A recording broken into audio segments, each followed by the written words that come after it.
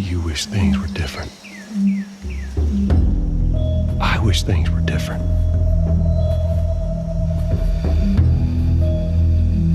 But they ain't. We've got a family. She doesn't get to be more important than that. You have no idea what you're walking into.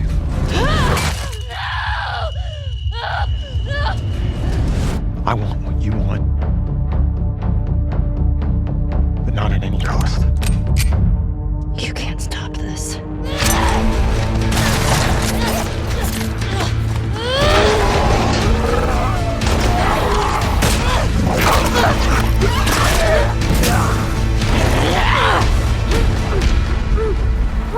We could have killed you. Maybe you should have.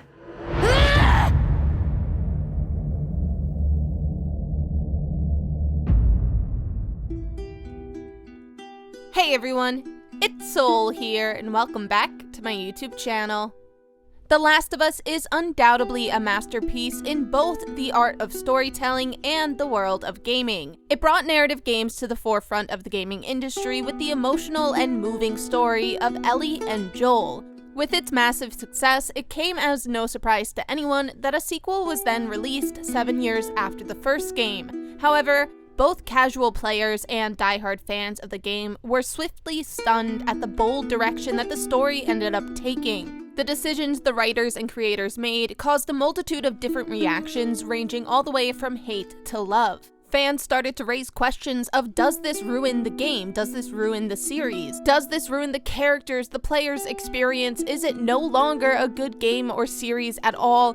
All of these questions still remain and are constantly being discussed online to this day. And it's because of the creators' decision to constantly put the player in uncomfortable situations that the game and its story is so heavily discussed. So let's discuss what I find to be the complicated beauty and perfection within the tragic story of The Last of Us Part 2. As always, please remember to hit that like button, click subscribe to see more videos from me, and leave a comment down below. Here is your one and only warning, that this video contains spoilers. Alright, grab your switchblade, pick up that crossbow, and let's sprint into it. In June of 2020, the highly anticipated sequel was finally released. Neil Druckmann and Naughty Dog Studios went on to continue the story of Ellie and Joel, while also making characters like Tommy and Maria a lot more prominent. But they took it a step further and also gave us brand new characters with the story of Abby. Now, let's first address the elephant in the room. 2020 was, for obvious reasons, a very rough year for humanity. So playing a video game that is based in an infected post-apocalyptic world was still a bit too fresh for some people in the month of June. Some people did complain that it was a bit untasteful for the company to release the game that year. However, for the rest of us being in lockdown with not much to do, or perhaps in between the few hours that people were doing Zoom calls or meetings and classes and working from home, I think that this game made for a fantastic escape, even though it wasn't necessarily always a happy one. This game is the longest narrative game that I personally have ever played, and just in general, it is quite a long game for this style of gameplay. The game takes anywhere from 20 to 30 hours for most people to play through it for the very first time. I kinda like this, as it made for an even longer story to escape into to help pass the time.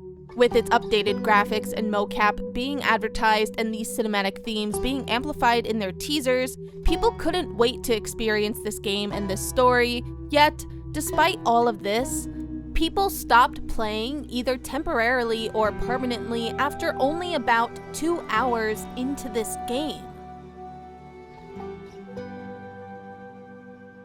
The game starts off really well by returning to our beloved character of Joel.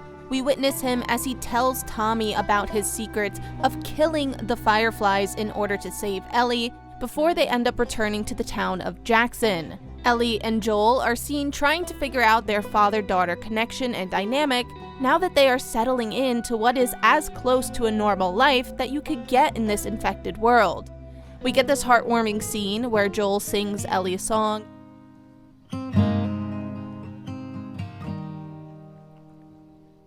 If I ever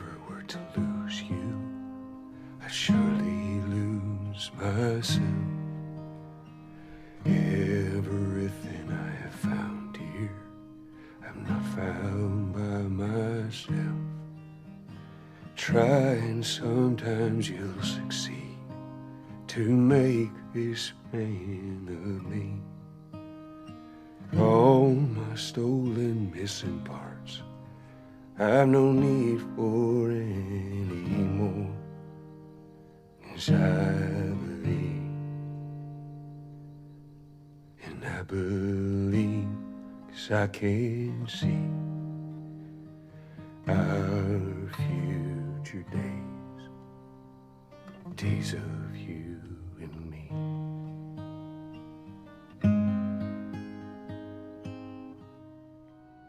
And then we cut to 4 years later.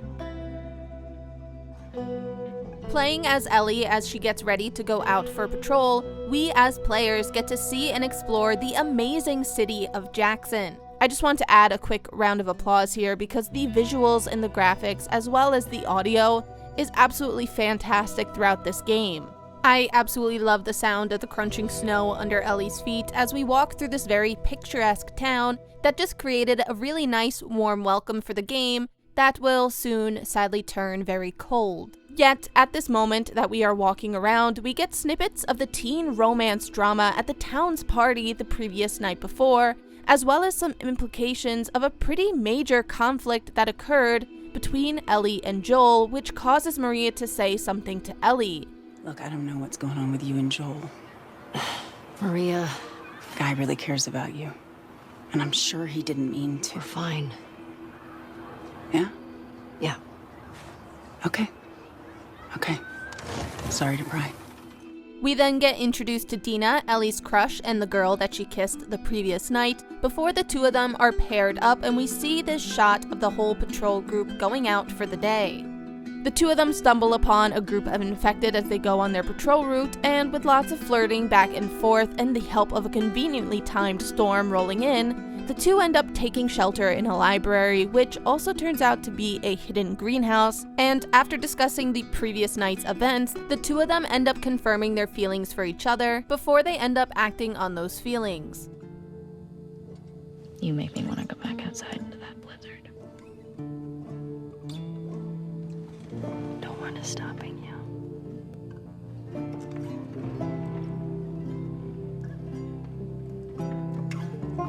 This better be better than a 6. While Dina and Ellie have their intimate moments, we cut over to our brand new character of Abby. Abby wakes up and talks with her friend Owen, who we very quickly understand is her ex-boyfriend, but also a long-term friend. They are seen overlooking the city of Jackson as they argue over if they should go forward with finding a specific person despite all of the risks to themselves. Before all of a sudden Owen drops the news that Mel, his new girlfriend, is pregnant. What is going on with you?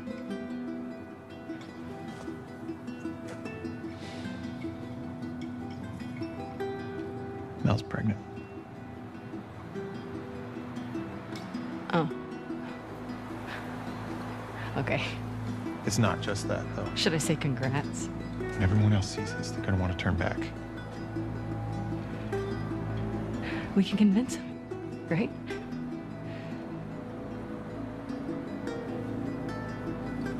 I fucking knew I couldn't count on you. Abby, I want what you want, but not at any cost. Hey, Don't.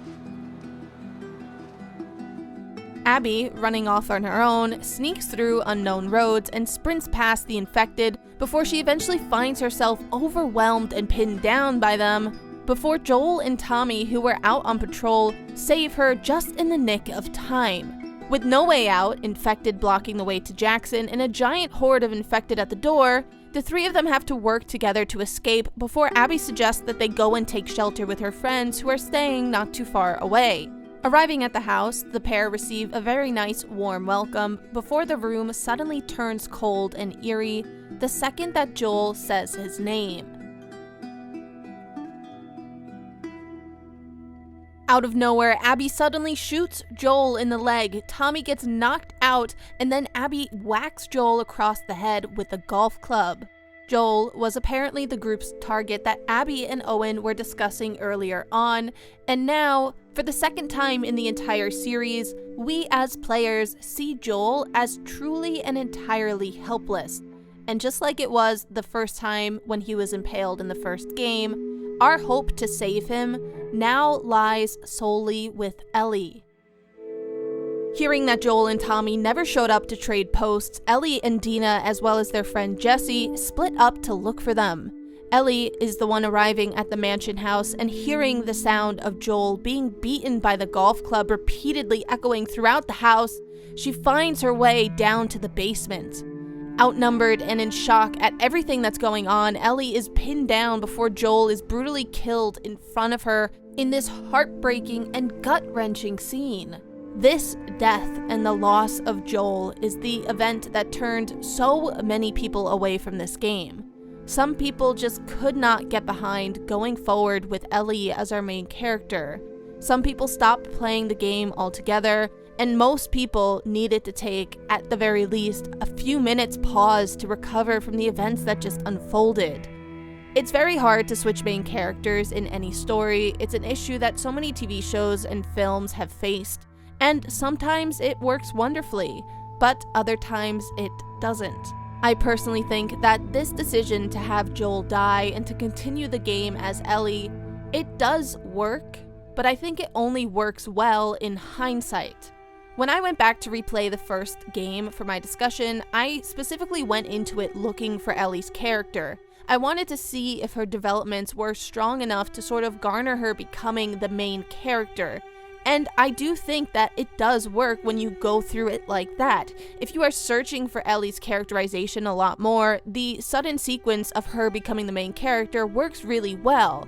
But the fact of the matter is, when you play through the game for the very first time, you are often a lot more focused on Joel than you are Ellie. Ellie within the first game is in many ways a sort of tool or a reason to make you care about Joel.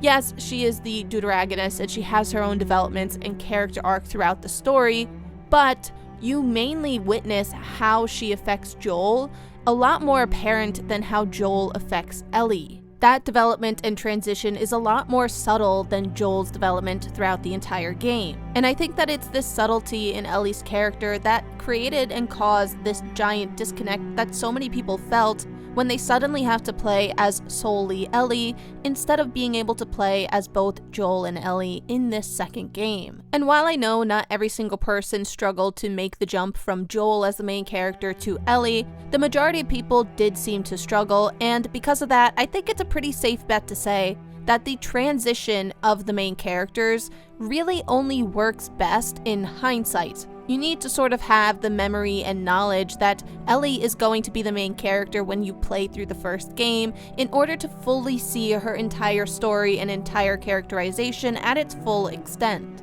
One thing that I think everyone will agree on, however, is the way that Joel dies is so extremely gruesome and brutal, which makes it not only harder for us as players to try and move on from it, but it also makes it insanely difficult to continue the game when we are forced to play as Abby later in the second half. If you could make it through Ellie's section of gameplay and you arrive at the jaw-dropping moment and this pinnacle of tension in the game where you suddenly then have to play as Abby, it puts you in yet again another tough situation to try and continue playing the game. And this is what I meant earlier on by saying that the game constantly puts the player in these tough situations. You are supposed to feel uncomfortable. That is what the game and creators want you to feel in these moments. They want you to have that sort of inner moral dilemma because it goes on to mirror the events and the story of the rest of the game. But I am getting just a little bit too far ahead of myself here. Joel's death causes so many problems for so many reasons, and if you are someone who can't get past this section, if you just can't get over the fact that Joel is gone and you have to play as Ellie, I just want to say that I know it's challenging. It's insanely brutal and hard to get past, even on replay, even when I know what's going to happen. It is still extremely challenging, but In my opinion, I think the rest of the story is insanely worth it if you are able to push yourself past it. The last thing that I want to address about Joel's death before we move on, though, is the claim that some people had that his actions leading up to his death are not fitting to his character in the first game, and that they have essentially ruined the character of Joel by having him get killed. Now, it's not a claim that I've heard often, but I have heard it often enough. Joel's whole character arc in development within the first game is that Ellie breaks his walls entirely down, allowing him to trust not only Ellie, but to trust people and humanity again. Yet, that development is what ultimately gets him killed. It is the harsh, cruel, and unfair, violent world that they live in, but the nice man will always lose against the selfish one. I actually think the fact that Joel is so open and honest with Abby and her friends, instead of lying and giving fake names and being wary of them, is so telling of how far he's grown and is just a natural progression from where he was at the end of the first game. As tragic as it is, I can't help but be happy that Joel finally found love and warmth within his heart after so many years of forcing himself to be stoic and cold after the loss of his daughter. So in a very morbid twist of fate, I do sort of find that his trust for people leading to his death is actually a very fitting way to end his story and end his character arc. With the death and killing of Joel having occurred, Ellie wants to immediately chase after the group with the help from Tommy. However, he convinces her to wait just a little while longer, but instead of being a form of support for Ellie in this crucial time, Tommy runs off to chase after the group by himself. I couldn't get to the horses. Looks like Tommy took one. Now Maria's got the stables locked down. Fucking Tommy. This leaves Ellie feeling betrayed and consumed by her own grief, and so with Dina's help and with Maria's approval, since Maria really just wants Ellie to bring back Tommy alive, Dina and Ellie leave Jackson, going after the group with only the knowledge and the lead of what their patches said, the Washington Liberation Front, or the WLF for short. We jump ahead a couple months, and we see Dina and Ellie suddenly arriving to the city of Seattle with the WLF spray painted on the walls. If you look in Ellie's journal starting from here on out, you will begin to get little pieces of information related to her grief and trauma over the loss of Joel. You start to see that she can hardly eat, she struggles to sleep and close her eyes without seeing him in front of her, and the occasional sound or image startles her into remembering that horrible day. Entering into the city, the girls have a gentle start to their experience there, and they get to explore a section of the city gathering supplies, and I have to say, I personally really like that we get this sort of closed-off area for the first time in this game. Spending a lot of time in this area, we get a great amount of character development from Dina as we learn about her own upbringing. We learn of her connection to Jesse's family, and most importantly, we get to know a little bit about her older sister Talia, who had raised her and protected her as they made their journey. Sadly, her sister was eventually killed by an unnamed individual, and Dina wound up in Jackson. It is in this closed-off section that we also get another glimpse and moment of Ellie struggling with her own grief over the loss of Joel. In the music store, before we get some more cute and flirty moments between Dina and Ellie, Ellie picks up a guitar and she begins to play the song Future Days, the very song that we saw Joel sing to her in the beginning of the game. But she can't play more than just a few notes before needing to switch songs.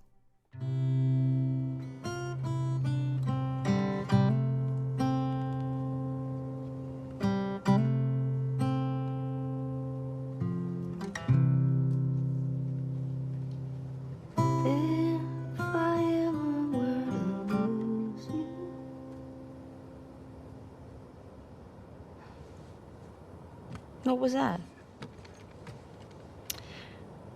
Nothing.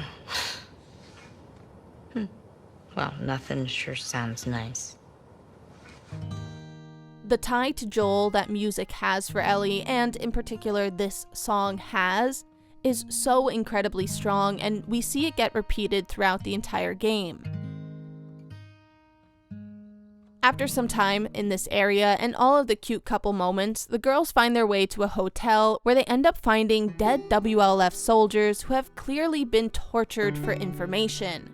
Recognizing one of the guys from the group that had killed Joel and recognizing the style of torture that was used, Ellie quickly surmises that it was Tommy that did this.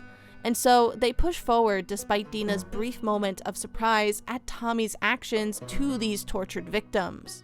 However, their journey is soon interrupted as they jump into a WLF trap. Seeing the guy named Jordan, who Ellie had previously slashed with her knife, Ellie's life is soon threatened before Dina saves her just in time and they have to fight their way out. While on the run from the WLF, Dina brings up an interesting point to Ellie that Ellie quickly brushes aside. Dina questions why Jordan and the group didn't kill Ellie and Tommy. Why didn't they kill you and Tommy when they had the chance? I don't know. It seems reckless. Maybe they're dumb. Maybe. What? Could be that you just weren't who they were looking for. So they let you go. Yeah, well, they did beat the shit out of us. The one guy, Jordan, kicked my face in. Yeah, but why do you think that they didn't finish It doesn't matter. They fucked up. They did. I find this to be a very interesting moment, as it's the first of many times to come that the question of morality and sort of humanity in the group that killed Joel comes to the surface.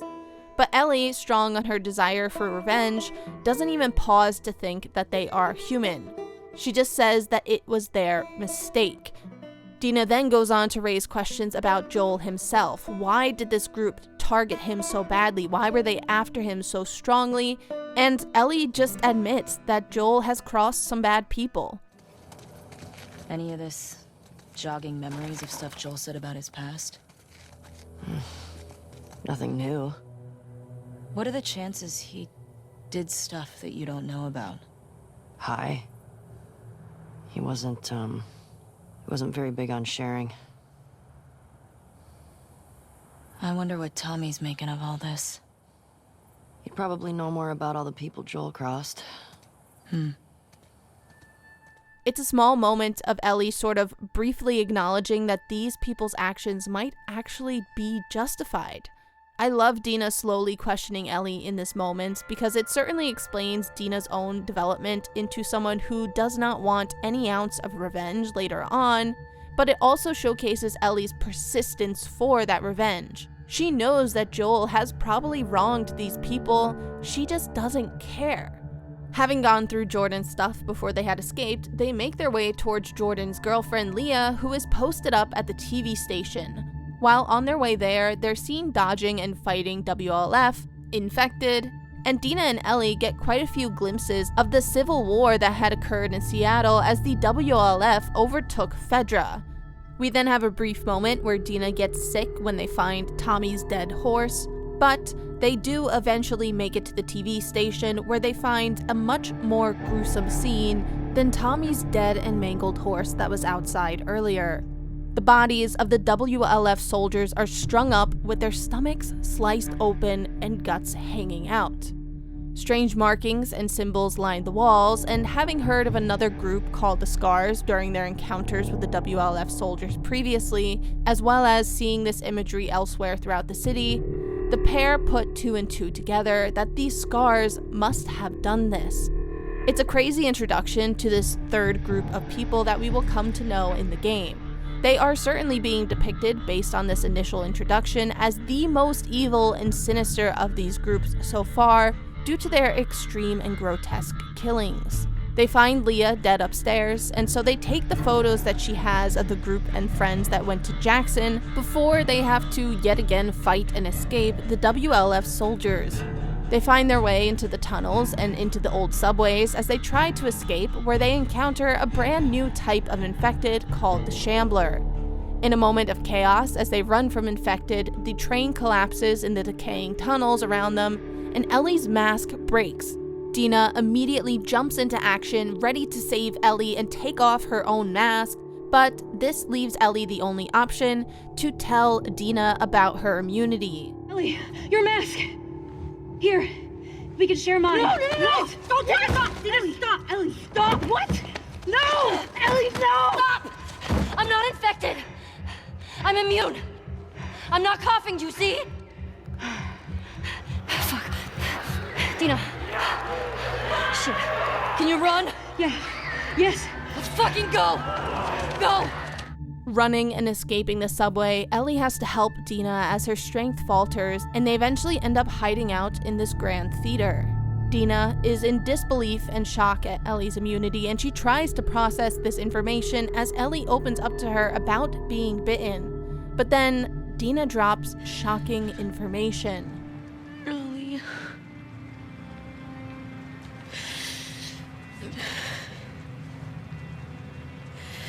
I think I'm pregnant.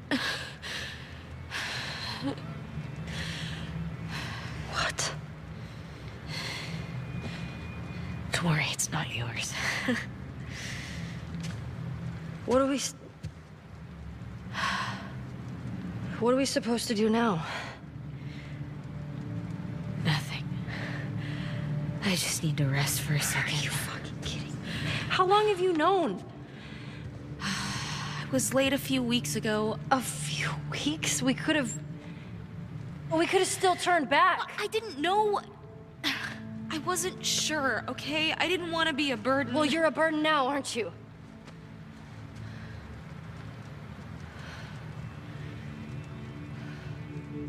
Frustrated at Dina and at a loss for what to do next, Ellie finds an old guitar in the theater and, as if reaching out to Joel, she begins to play their song.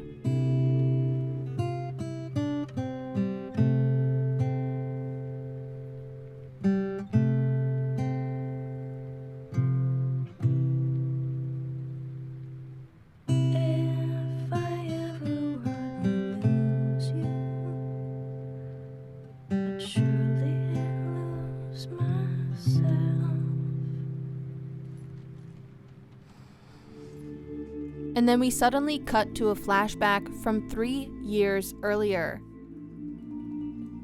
Joel is seen on screen for the first time since his death, and we got this insanely cute section of Joel taking Ellie to a museum for her birthday. We get their usual sort of banter that sends a bolt of nostalgia for the first game down every single player's spine. The joy in this section is only heightened as we see Ellie get to express, explore, and share her love for space with Joel as he gifts her the audio of a space launch. Happy birthday, kiddo. What is this? This is a thing that took a mighty effort to find. Take it.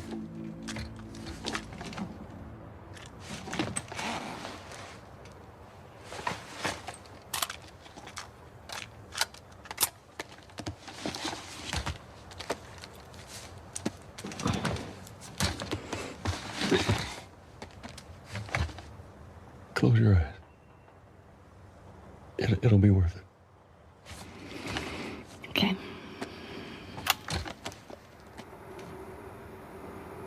30 seconds and counting.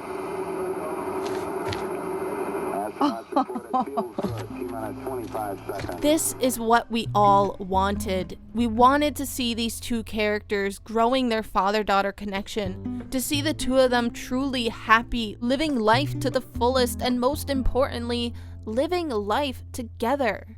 But much like the rest of the game, the happiness does not last, as Ellie's survivor's guilt that we saw and discussed in my video for part 1, it begins to come out once more as she finds the firefly symbol on the wall.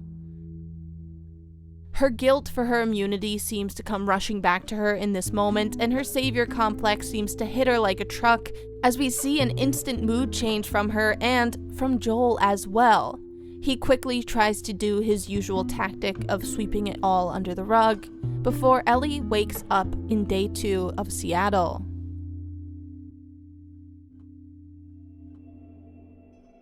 With Dina fighting morning sickness, she ends up fixing the radio and tunes in to the WLF frequency and is able to help figure out where everyone is located. Overhearing that there's a lone male trespasser, Ellie goes off alone, leaving Dina in the theater in order to search for who they assume is Tommy. It's in this section of Ellie fighting the WLF that we have to fight dogs for the first time.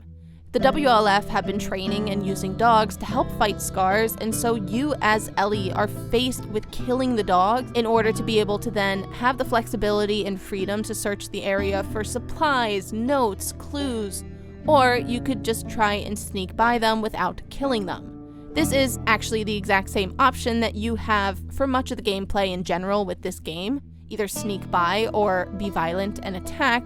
But with the dogs being able to sort of follow Ellie's scent trail, it made the fighting and the killing a lot harder to avoid than it did in the first one. The first couple of times that you do decide to kill a few of the dogs, you are then met with this really uncomfortable and really sad moment as you hear their high-pitched screeching as Ellie kills them. In a very mild way, you are once again put into a very uncomfortable position by the creators of the game. Even though it's just temporary and some people might experience this in a very brief passing moment, most players do experience a very slight issue of moral dilemma. They don't necessarily want to kill these dogs, but with our strong connection to Ellie, we quickly get used to the idea of killing these dogs just to move on and keep our beloved Ellie safe. But we'll discuss more of the role of the dogs a bit later on. After encountering the dogs, Ellie does end up finding the lone male trespasser. However, it turns out to be Jesse, not Tommy. What the hell are you doing here? I think I'd let you do this on your own. The pair arrive safely back at the theater, and Dina warmly greets Jesse while Ellie walks away with a look of melancholy. It's hard to know for certain what's going through her mind here. It could be just brushed off as a look of jealousy, seeing Dina be so caring towards Jesse, who is the father of her growing child. It could be that she's disappointed that Dina didn't tell Jesse immediately about her pregnancy, which I personally think is maybe the most likely based on Ellie asking about why she didn't tell him later on. Or it could also just be the general concern that Ellie is feeling for completing her mission for revenge successfully and safely now that there's one more person and one more variable in this situation. But with the mystery of what's going on in Ellie's mind, we suddenly get another flashback from 3 years prior. Tommy and Ellie are seen scouting in the mountains, and I think that it's great to see how this family dynamic was between Ellie, Joel, Tommy, and Maria. We get the idea that Ellie has been ignoring Joel a little bit, and Tommy is starting to pick up on it. As they meet back up with Joel at the lodge, they try to bond over the one thing that always connects them, their music. The two of them go in search for brand new guitar strings for Ellie's guitar, but as they cut through a previously untouched motel, they face a large group of infected as well as a bloater who we see Joel just slash to pieces as it tries to kill Ellie. It's a pretty insane moment, seeing him look so small as he attacks and defeats this giant bloater, but what loving father wouldn't do that for their daughter, even when in the midst of some sort of disagreement or argument? Before the two of them get out of the motel, however, they find the infected bodies of 2 teenagers who ran away from Jackson not too long ago, and a part of Ellie struggles with her guilt once again. She confronts Joel about her immunity and the Fireflies, but he seeks to shut it down. Only they were immune, right?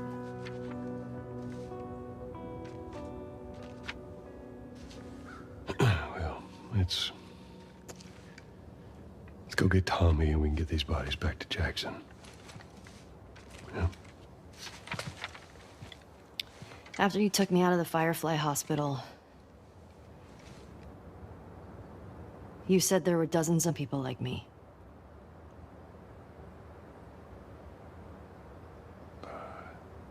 Yeah, that's what they told me. I've never met another immune person before. Have you? I could be hiding it. You do. Do you believe that?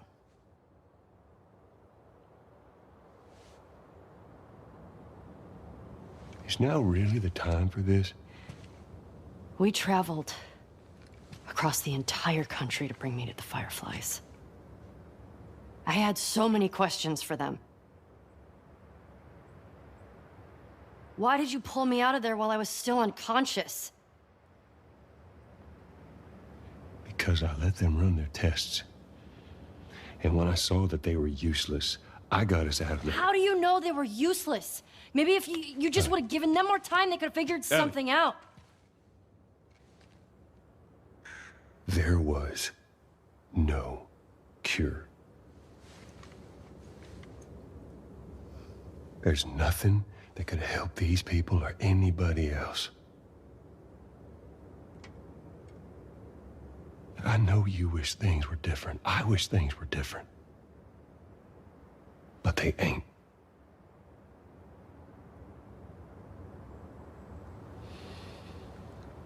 And we need to get these kids back to their families. Is there something else you'd like to rehash?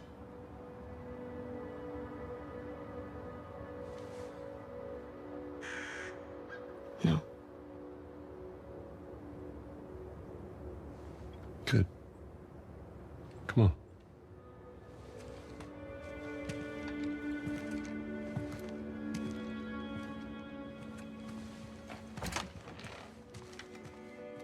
Joel may have won this battle as the conversation has been shut down. However, all of Ellie's questions still remain, and you can see them written all over her face. And with all of Ellie's questions and confusion brewing under the surface in the past, we cut back to Seattle in present day.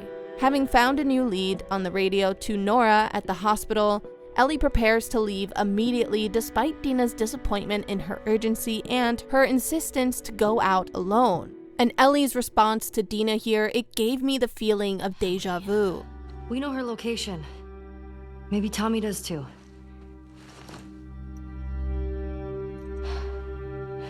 What? Nothing. Good. Can you come help me with the door, please? Yeah.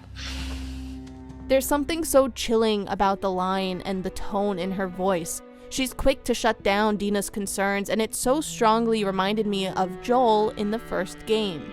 In particular, it reminded me of this conversation and moment that he has with Ellie after Tess is killed. Hey, look, about Tess. I don't even know what... Here's how this thing's gonna play out. You don't bring up Tess. Ever. Matter of fact, we just keep our histories to ourselves. Secondly, don't tell anybody about your condition. They think you're crazy, they'll try to kill you. And lastly, you do what I say when I say it. We clear? Sure. Repeat it. What you say goes. Good. I think we are really seeing a true hardening of Ellie's personality here. She's so consumed by her grief and her desire for revenge that it forces her to become like the version of Joel she first met. Not the version of Joel he became in Jackson, but the cold, stoic, and closed-off version from way back when she first met him in the Boston QZ. And so Ellie sticks to her word and goes off on her own. During her short journey, she comes across yet another type of infected called stalkers, as well as a group of WLF soldiers who ran away. I feel like now's a good time to talk about the game's world building. I absolutely love the complexity of the city of Seattle. We see so many snippets and issues that had occurred and are occurring in the city, in these small little neighborhoods, these one-off stories and encounters that Ellie finds through all of the notes scattered around the city. This group of WLF soldiers, I think it's such a nice little detail to have them be runaways instead of just a regular base and patrolling station for WLF soldiers. It helps aid in the world building and allows us as players to gain insight on the WLF long before we interact inside their encampment as Abby. It also shows that Abby, Owen, and Mel aren't the only WLF soldiers to turn away from Isaac's plan that we see unfold later in the game. I also want to say, in relation to the Infected, I love that the developers gave us brand new versions of Infected based on the weather in Seattle. I think, again, it's such a nice little detail, and it makes a lot of sense when you start to think about how nature evolves, but it also just really allowed for a great change of pace and tone. It gave us new challenges and new issues. The stalkers in particular created really tense and scary moments. They're insanely strong and hard to fight, and I personally hated to play through those sections, but I absolutely loved those moments of fear and anxiety and adrenaline that occurred in those moments. Speaking of how the infected evolve over time, the overgrown and decrepit city of Seattle is absolutely stunning and terrifying at the same time. I love that the creators kept advancing the sort of decay. It was also advanced because of the water being flooded, more buildings were falling apart, and it just made the whole city, and in consequence, the setting of this game feel so unique and different from the first one. So after all of these encounters that Ellie goes through, she comes face to face with the group called the Scars for the first time. Their high-pitched whistles and their stoic silence is terrifying, and they feel almost predatory as you try and cut across the park that has hanging bodies strung from the light posts. Eventually, Ellie does make it to the hospital, where either by sneaking your way through or fighting your way through, you'll find Nora in the back room packing up supplies, and she immediately recognizes Ellie. But then we get an interesting scene that I really want to dissect for a minute because it solidifies Ellie's reasoning for going after the rest of the group. Yeah. You remember me. What do you want? Abby was here earlier. Where'd she go? I don't know. You shoot me. The sound will have every soldier come running. You'll still be dead. Tell me where she went and I'll think about letting you go. We could have killed you. Maybe you should have. Or maybe you should have stayed the fuck out of Jackson. Where's Abby?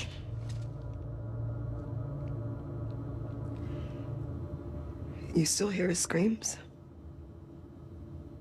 What?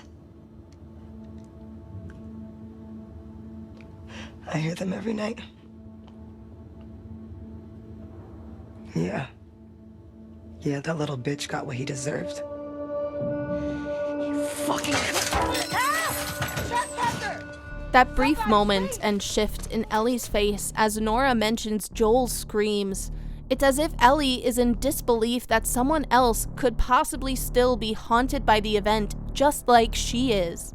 There's a flicker of humanity flashing right in front of Ellie. Could this group possibly feel remorse? Could they feel regret over their actions? But then Nora turns it into a mockery, stating that Joel got what he deserves. I'd like to think that if Nora was being sincere in this moment, Ellie might have gone on to spare Nora and even the rest of the friend group. However, with Nora turning this into a mockery, this is the moment that Ellie sort of decides and justifies every single one of her actions moving forward. Nora showed no remorse, she showed no regret, and so Ellie sees her and the rest of the friend group as deserving of what is to come. In this crazy chase scene that follows, Ellie finds Nora in the basement with spores and infected surrounding them, and as Nora is dying, or rather turning from the spores, she realizes that Ellie is the immune girl from the hospital all those years ago. Ellie then learns that Nora and the group are Fireflies from the hospital, and so Nora goes on to try and reason with Ellie to try and get out of this alive somehow. But Ellie just does not care, and she beats up Nora in order to get the information on where Abby is located. With shaking hands, presumably from all the trauma, the guilt, the shock, and the disbelief at everything that's just happened, and more importantly, everything that she had just done to Nora to get Abby's location, Ellie arrives at the theater where Dina and Jesse see how shook up she is. It's at this point that the cost of revenge begins to become clear. How much of herself is Ellie going to lose just to get revenge? How much of a mental and physical toll will this cost her? And Ellie struggles with what she just did to continue forward with her revenge. Something that I just have to give credit to is the writers and directors really know when to have conversations and when not to. It's often very easy for writers to sort of over-explain as a way to sort of make sure that the audience fully understand the characters, but sometimes the absence of dialogue and the silence in these cutscenes, it allowed for the full impact and power that a single tear or perhaps a single sigh has in these moments.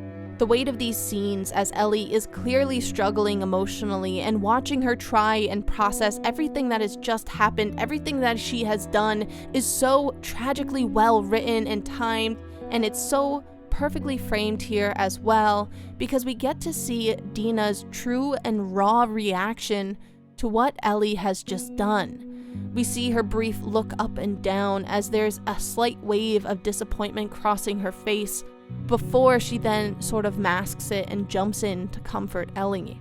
With Ellie reaching and crossing this brand new emotional and moral threshold in the pursuit of revenge, and with the knowledge of the group being Fireflies fresh on our minds, we then have a flashback to 2 years earlier, where Ellie is seen exploring the Firefly Hospital.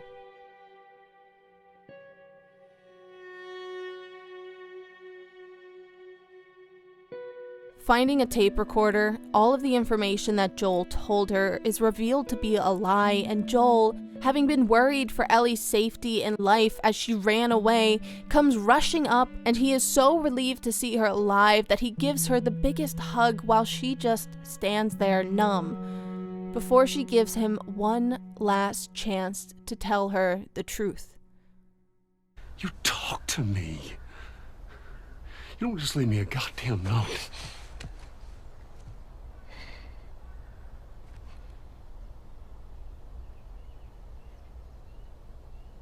Tell me what happened here.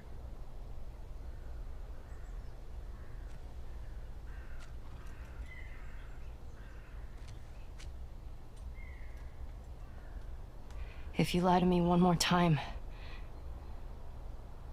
I'm gone. You will never see me again.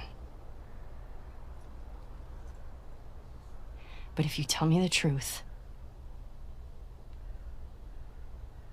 I'll go back to Jackson.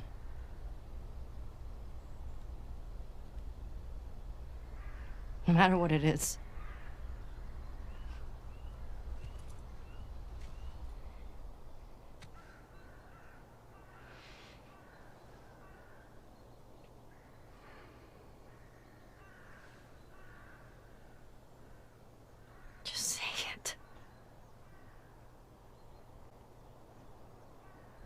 Joel.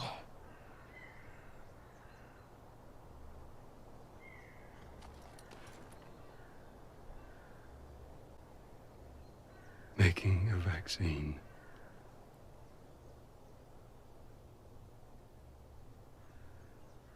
would have killed you.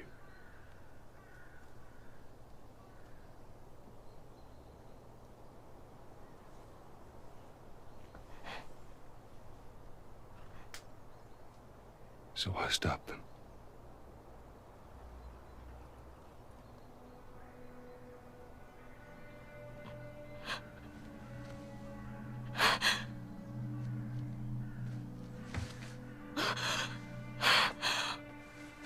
Oh my God.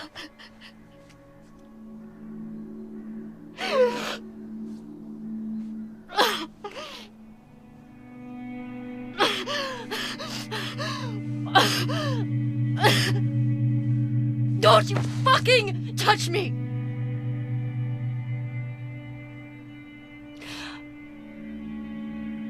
I'll go back. But we're done. I get chills every time I watch this scene. Seeing Joel struggle to tell the truth and finally air out everything that he's been hiding and keeping within him. Seeing Ellie have such a visceral reaction to the knowledge that she could have actually truly saved the world. That it's not just an idea, it's something tangible that Joel took from her. It's absolutely heartbreaking. But in addition to the heartbreak, I also think that in some ways, Ellie is taking a sort of sigh of relief.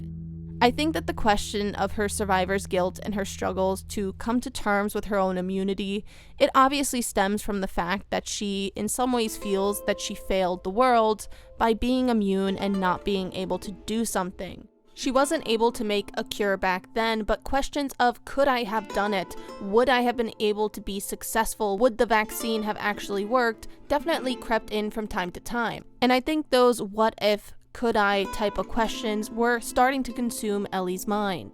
And so in a complex way, I think Ellie finding those tape recorders and hearing it from Joel that the vaccine would have most likely been successful, and hearing that she would have saved the world, and that Joel took that away, and it's Joel's fault that there isn't a cure out in the world, I think that lifted some amount of survivor's guilt and the feeling of responsibility off of her shoulders.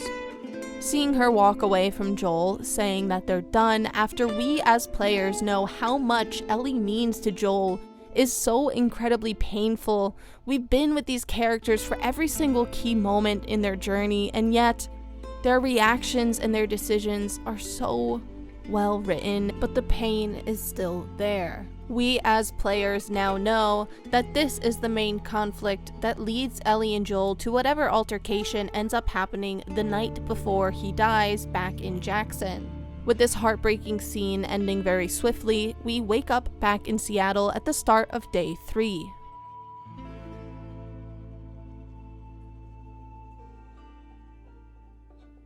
Seeing Dina get so sick, Jesse soon figures out that Dina is pregnant, and he immediately wants to get Dina back to the safety and help that Jackson provides, and there's this interesting moment where Ellie's mind and her heart seem to be battling. She wants to get revenge, but deep down she knows that Dina needs to get back to Jackson. I get why you came out here. But we gotta take her back. She needs real care, and she's not gonna get that. Yeah, I know.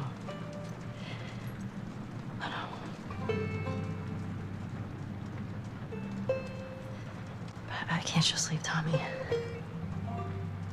He's out here because of me.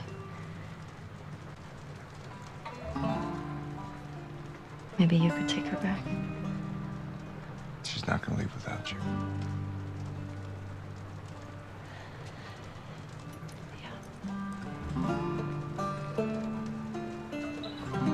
Screw it. Let's get Tommy. This aquarium that girl told you about. Tommy hasn't found Abby yet. We'll post up there until he does. I can't help but think, does she actually want to save Tommy, or is it just an excuse to stick around a little bit longer? But we'll get our answer soon enough. On the way to the aquarium, Jesse raises the question, similar to Dina, of why the group did what they did. You get her to tell you why they did it? Yeah. Joel had falling out with some fireflies. No, former fireflies. What kind of falling out? He was a smuggler, and they disagreed about some goods. Fight broke out, some of them died. Guess they wanted payback. Damn. That change anything for you? Nope. I need to get clear on something. When we find Tommy, you're good with going home. Yeah. You'll be leaving some of those assholes alive. Dina should be back in Jackson. Okay. In this moment, it seems as if Ellie's mind has won out over her heart and her desire for revenge for right now. But after making their way through the city and overhearing that there's a sniper by the marina, Ellie's true intentions and her true plan are soon revealed, causing her and Jesse to split up. We can get to the marina through here. No, we're taking a boat. You heard them, right? They're talking about Tommy. We don't know that. Who else is it gonna be? If it is him, he'll be gone by the time we get there. Abby is where he'll be headed, so if we just What fall, if he's in trouble? he can take care of himself. Jesus Christ. The best way to help Tommy is to go after Abby. You do this, I'm not saving your ass again.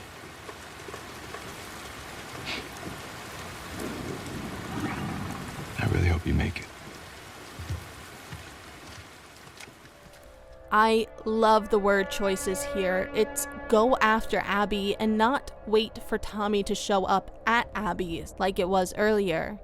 It's Tommy can take care of himself instead of we need to find Tommy and get out of here like it was earlier. Ellie has truly fallen into the depths of her grief, her rage, and she is not leaving without achieving her goal, even if it means that Tommy could die. And seeing that, Jesse leaves her alone. Fighting her way through the WLF, the scars, and even a giant bloater boss battle, Ellie does eventually, chaotically, make it to the aquarium. First, she encounters a dog on its own, who later in the game we come to learn of is Alice, and I just want to say in relation to the dogs, I love that the dogs are being used to try and help equalize Ellie with Abby. Now, it's not as severe of an equalization as what Ellie is about to do next, however, it is a small and subtle detail that really adds a bit of nuance and depth to Ellie's morality throughout this game. I think it's one of the many steps taken to help equalize Abby and Ellie, as they are both morally wrong, and in the case of Ellie, we are about to witness just that. After killing Alice, Ellie goes on to search for Abby, but she doesn't find her. Instead, she finds Abby's ex-boyfriend Owen, and Abby's friend Mel, who we as players know from earlier in the game, is currently pregnant with Owen's child. But Ellie doesn't know that. Trying to find where Abby is, Ellie goes on to threaten them, and with Mel not wanting to die, she gives up Abby's location. But Owen is not ready to let Abby die, so he fights back, and his actions cause Ellie to kill both of them. But Ellie soon learns of the extent that her actions have gone, and she breaks down, immediately regretting it. Point to where she is. Fucking point!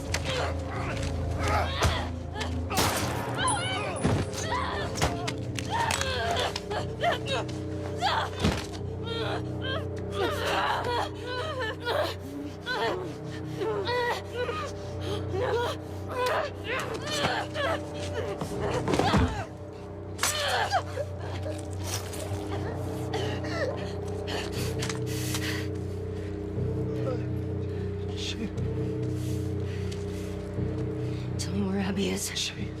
Where the fuck is she?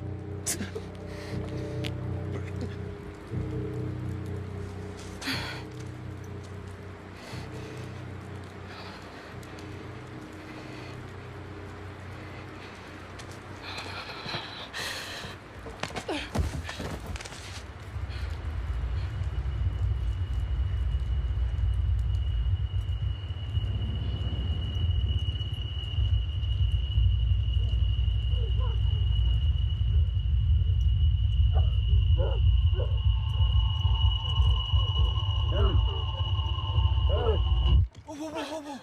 Hey. It's so painful to see how close Tommy and Jesse were to actually stopping Ellie from doing this. If they had been just a few minutes faster, their insight and their interference could have potentially saved Ellie from going through with these killings that go on to affect her so severely. With Ellie waking up next to Dina, the parallel of Dina and Mel couldn't be any more obvious.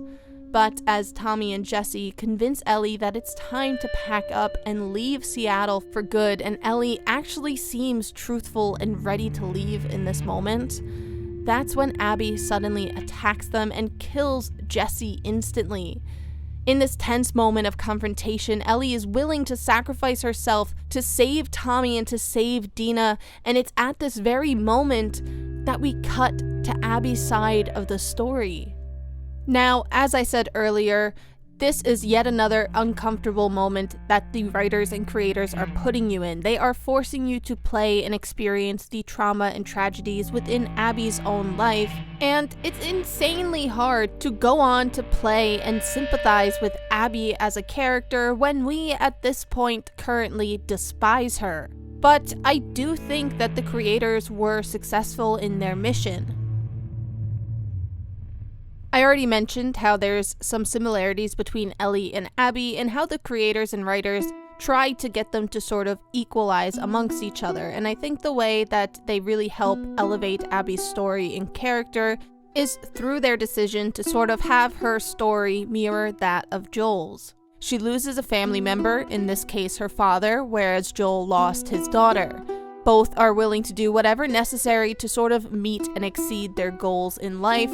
In the case of Joel, he turns into a very powerful and well-respected smuggler in the QZ. For Abby, she does whatever shifts, extra procedures, and workouts that she can in order to become this top dog and a force to be reckoned with in Isaac's group.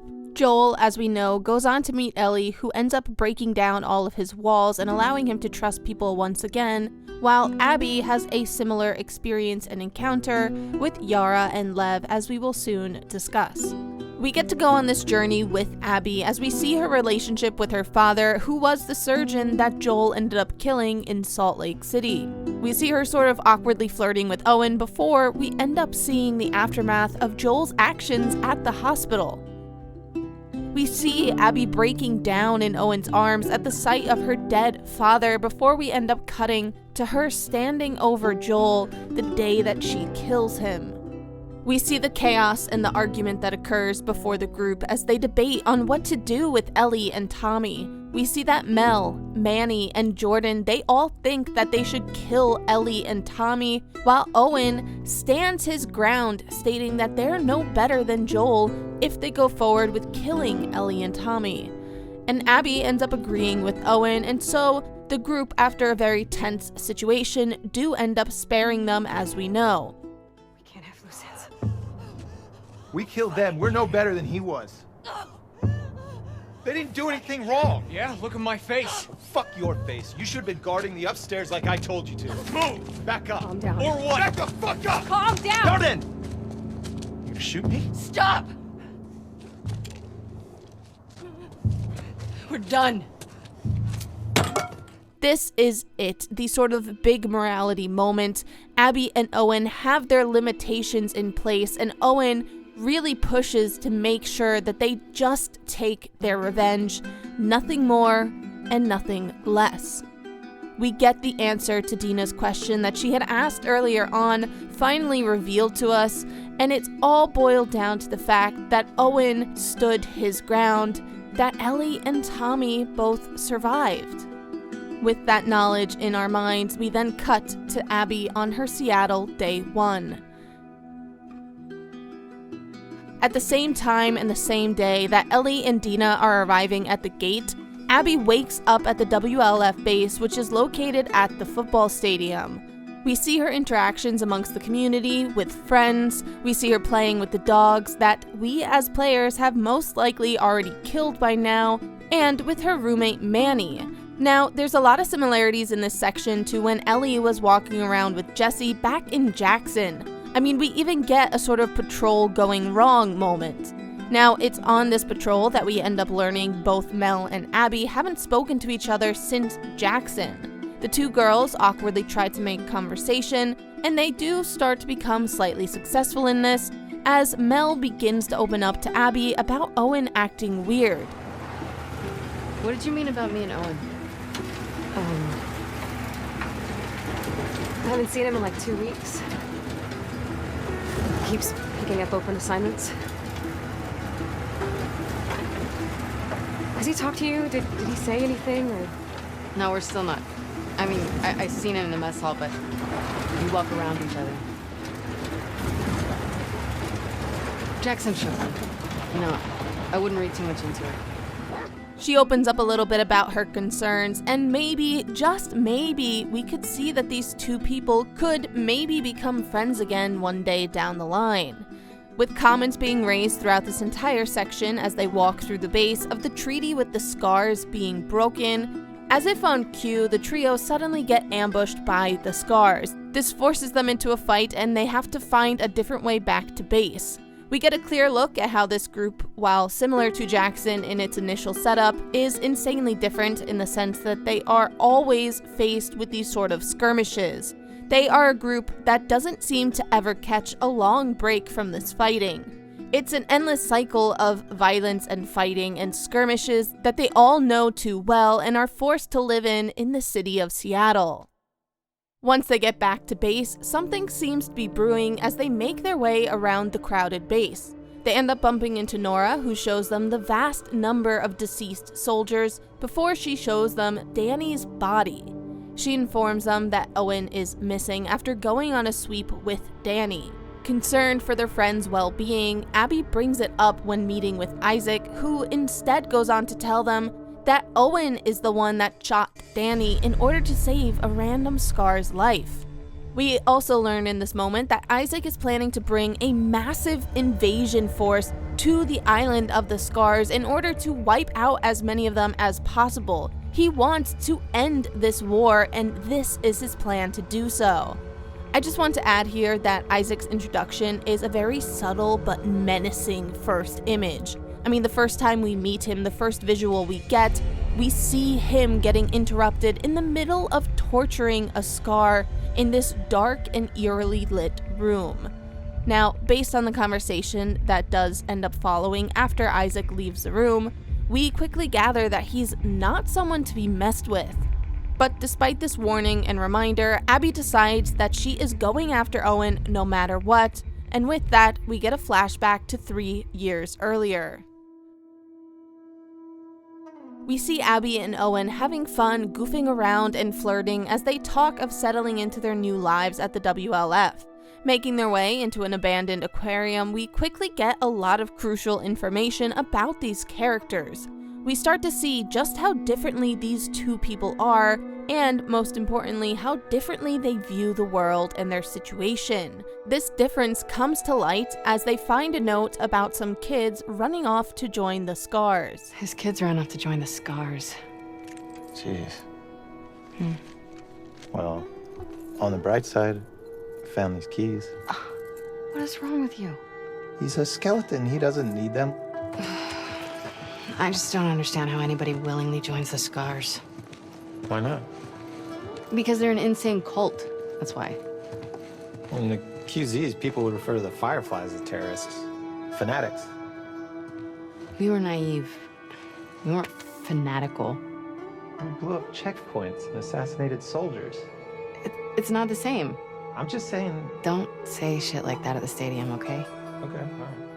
The idea that Owen is so understanding of the extreme and different ways that one group, the same group, can be viewed as two different things depending on which angle you look at it, in my opinion, it explains why he is the one who so strongly tries to keep Ellie and Tommy alive in Jackson. He sees and understands the different ways that actions can be perceived from all different angles, while Abby, on the other hand, does not. We also then go on to learn that Owen can be very quick to twist the rules and he just wants to have a happy life, while Abby wants to follow all of the rules and do well in Isaac's eyes. As they explore one last area of the museum together, we see the heart of all of their struggles between them. And it's Abby's struggle with her own grief and her own desire for revenge. Is it this? It's this, isn't it? You are disgusted by it. Come on, Ab. I'm sorry. Don't be sorry. Talk to me.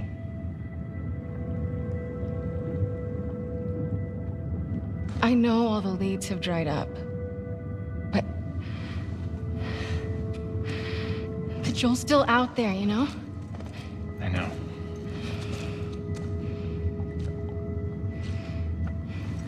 What can I do? Let's go back. We can still make training.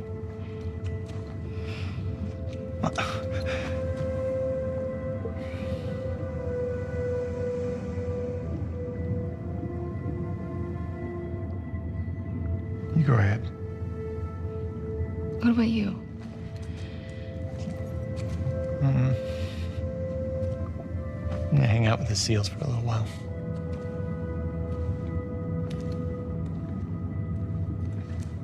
Her unhealed trauma and the haunting presence and need for revenge is in many ways what pushes her to become a stronger warrior and to do as Isaac says, which is why she doesn't want to miss training. And just like we saw with Ellie, Abby's need for revenge is creating a divide between the people that she cares about. The cost of her revenge will go on to cost her her relationship with Owen.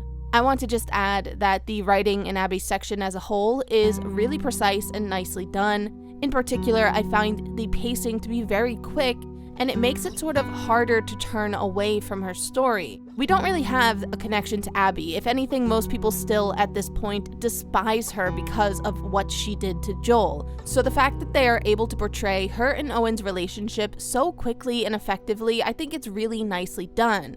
And I think that all of these moments happening so quickly, we go from a background dump to a fight scene to character development to flashbacks to relationship developments, all of this happening in such a rapid succession helps counteract your dislike for Abby at least a little bit. At least enough to keep you invested and interested in her story so that you keep playing to eventually maybe form a stronger connection to her later on. Cutting back to the present day, we see that Abby is making her way through the city, heading towards the aquarium to find Owen. She's fighting off infected, she's fighting off the scars, and we also get a little bit of insight on her persistent dislike of the scars. She's making comments as she sees their symbols, but it's actually through Abby that we get to learn a little bit more about the origin of the scars themselves as Abby goes through Martyr's Gate. It's a sort of holy site for the scars as their founder, their prophet as they call her, was killed here by the WLF. I'll link 2 videos down below in the description box if you guys want to learn more about the Seraphites and their prophet, as I will not really be outlining their story too much here. But I would like to add that I am so glad that we do get to see the sort of 2 extremes of religion in this post-apocalyptic world. We get to see one group in which the idea of religion is a sort of laid-back one. It's practice what you want, when you want it, on your own time, and that's obviously represented through Jackson and through Dina and Ellie's discussion earlier. But then on the other hand, you have the sort of very strict religious cult that is the Scars. And to top it all off, the Scars religion is a new one. It's formed during the apocalypse through their prophet, which I find to be just a little bit extra exciting and fascinating and very creative and unique to this world. This obviously adds complexity and layers to the world building of the game and this story as a whole, and yet religion and the way people perceive it is something very human. Some people just grasp at religion in tough times and others don't, and I just really enjoyed seeing this very human trait and practice of religion being shown in this post-apocalyptic world. While fighting some scars, Abby gets knocked out by one, and we get yet another flashback to her and Owen in the aquarium once more, but this time it's only 4 months earlier at Christmas. Stepped into the now decorated and homey aquarium that he created, Owen shares how he's heard of a rumor that the Fireflies are regrouping in Santa Barbara, and Abby seems to reject the possibility altogether. With Owen and Abby's relationship having been over for quite a while now, and Owen going out with Mel for just about a year, we see that Owen and Abby's friendship is still strong, but that Owen might not want to upset Mel, or on the other hand, Mel might be someone who gets easily upset at Abby and Owen's friendship. Are you scared of Mel finding out I was here? No, she doesn't care. So put me up on the board, Owen. All right, calm down. But despite the holiday season, the true reason as to why Abby came to talk to Owen is not for friendship and festivities, but it's revealed in a scene that once again puts their personality differences to the forefront of it. You should blow off training tonight. Abby, when the moon comes out. I found Joel's brother. He's at a settlement out in Wyoming. How do you know that? Some Fireflies who served with him got picked up at the wall. I thought he quit like a decade ago. Yeah. So, have these guys heard from him since? It's a lead. I gotta see it through. Okay, but you know that even if he is there, and you do find him, he might not know where Joel is, right?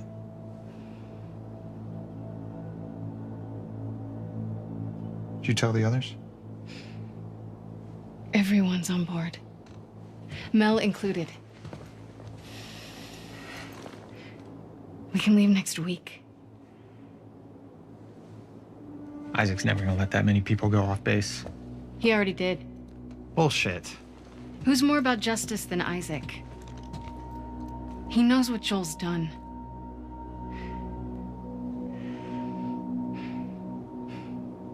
Hey. We're doing this together, right?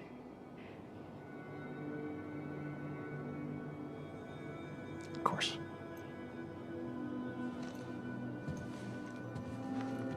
I love how Owen begins to talk about the beauty of the moon before he is interrupted by Abby's plans. I think this just really shows how deeply he loves all of the little things in life. Owen's face sinking after he says of course is also just a nice little timing and emotional beat, because we see that he doesn't necessarily want to go through with it, but he knows just how much it means to Abby that he wants to go through with it for her. Waking up captured by scars and nearly being hung and sliced open, Abby is suddenly saved by the luck of Yara's arrival, a young Scar who is being captured and tortured by the Scars before her brother ends up killing one of them with his bow. This gives Abby the chance to help out and have her life get saved just in the nick of time. Working with these two young Seraphites on the run by the names of Yara and Lev, the three of them fight their way through the woods in the dark against stalkers, clickers, runners, and basically all kinds of infected except for bloaters. We quickly learn that the Seraphites can't really hold or touch any old world technology, and we begin to learn of the sort of sheltered upbringing that slowly gets revealed more and more over time. You need supplies. We're not out of the woods yet. Pun fucking intended. What's a pun? With Yara's arm starting to really hurt and affect her, Abby has to carry her to a hideout where she ends up having to reset the bone. Yara tries to start a conversation with Abby asking for her name, but Abby appears to feel a bit uncomfortable and conflicted, so she's very quick to leave, but not before giving them a minor warning to make sure that they're out and away from here by the morning. Thanks for cutting me down.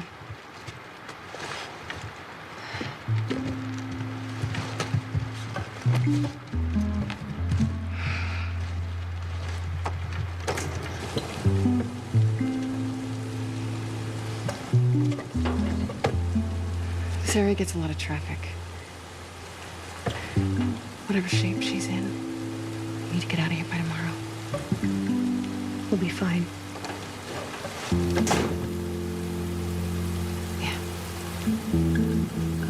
Cutting through an overrun and abandoned ship, Abby finally gets to the aquarium where she finds Owen hiding and drinking in the boat. Owen, with his view of the world currently standing that he understands the multitude of different angles that one event can have, he appears to have this realization and has had this moment that shows him just how cyclical all the violence is around them, and he can't stand being a part of it anymore. And true to her character, Abby seeks to fix things. She seeks to get on Isaac's good side and make sure that she can get Owen back on Isaac's good side. She wants to work harder to make things right. But Owen rejects it.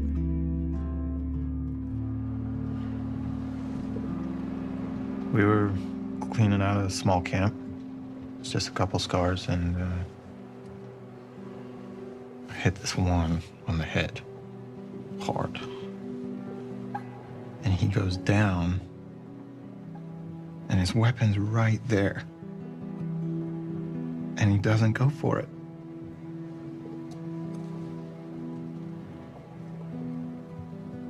Instead, he turns to me. And he's old and tired. He was just ready.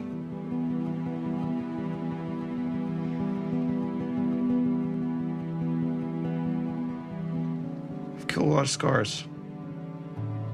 And, this fucking guy.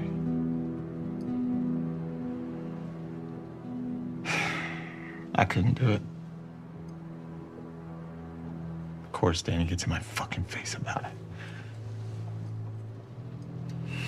I told him I'm done. He can do it himself if he wants. And he points his fucking gun at me. So I grab it, and then...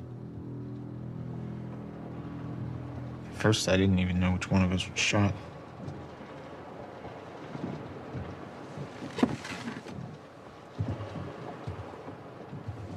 You defended yourself. Stop. I can fix this. I'll talk to Isaac. I am tired, Abby. I don't want to fight over land that I don't give a fuck about anymore.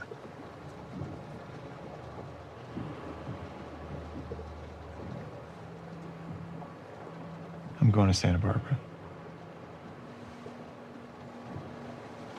To chase a rumor? I've heard it more than once. The Fireflies aren't regrouping. They're gone. It's a lead. I gotta see it through.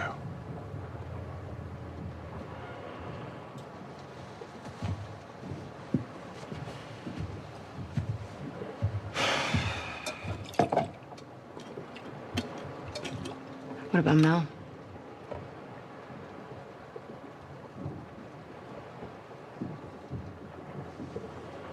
She'll be safe here. Okay. We'll talk in the morning when you're sober. Don't do that. Do what? Treat me like I'm fucking insane. You feel the same way. If the Fireflies are in Santa Barbara, I go the opposite fucking direction.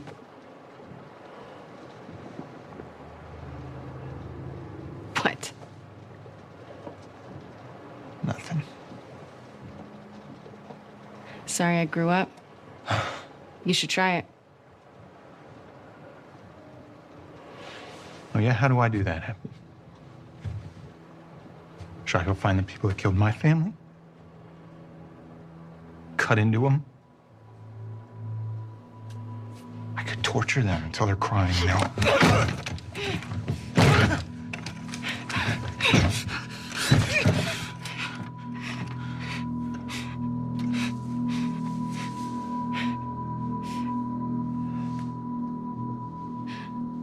Abby.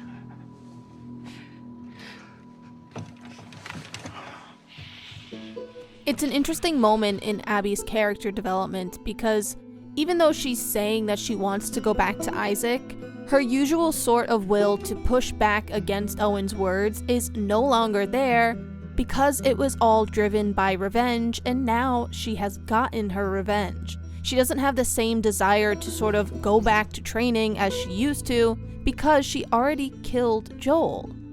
And the fact that Abby ends up staying the night with Owen, I think further symbolizes and showcases this sort of shift in Abby's character now that she has gotten this revenge.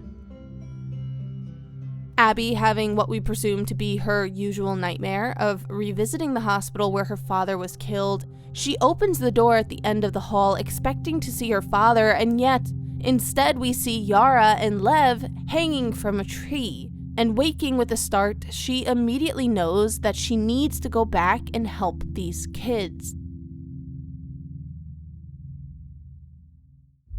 Fighting her way through and getting there just in time before the Seraphites capture them, she finds the kids helpless, and with Yara's injuries only getting worse, she decides to take them back to the aquarium for help.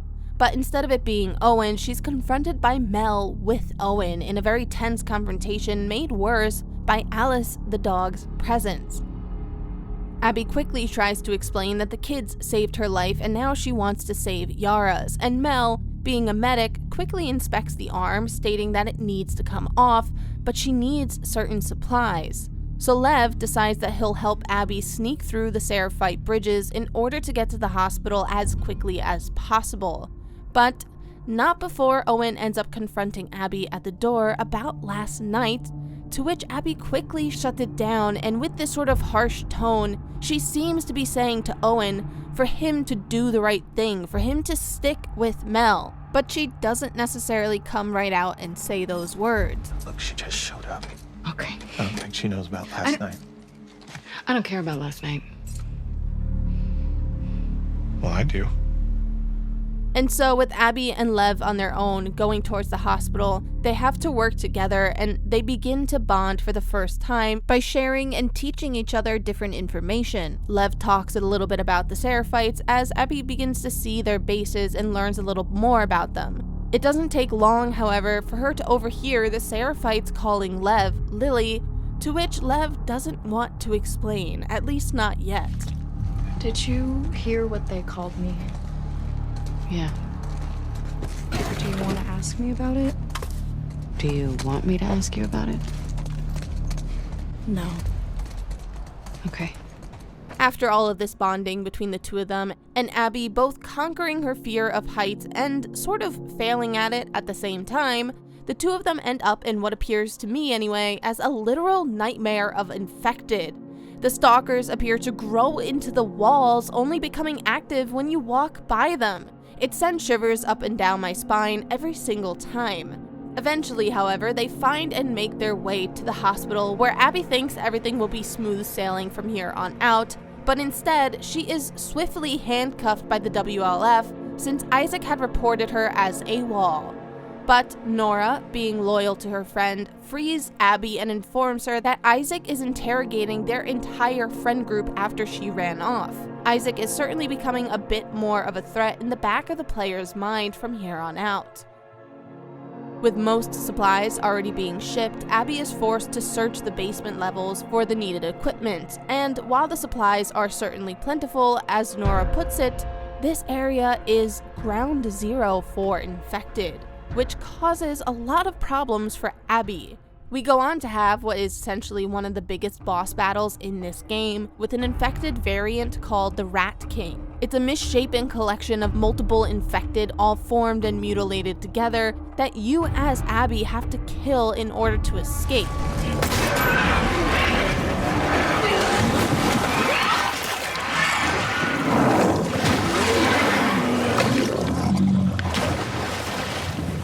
But after what usually takes a couple tries, Abby makes her way out of the basement with all the necessary supplies and returns so that Mel is able to perform the operation successfully.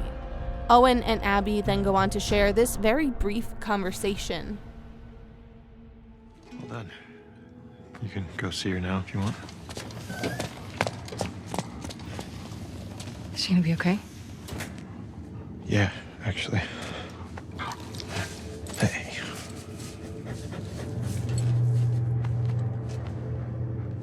They're just kids. I know. What happened to us?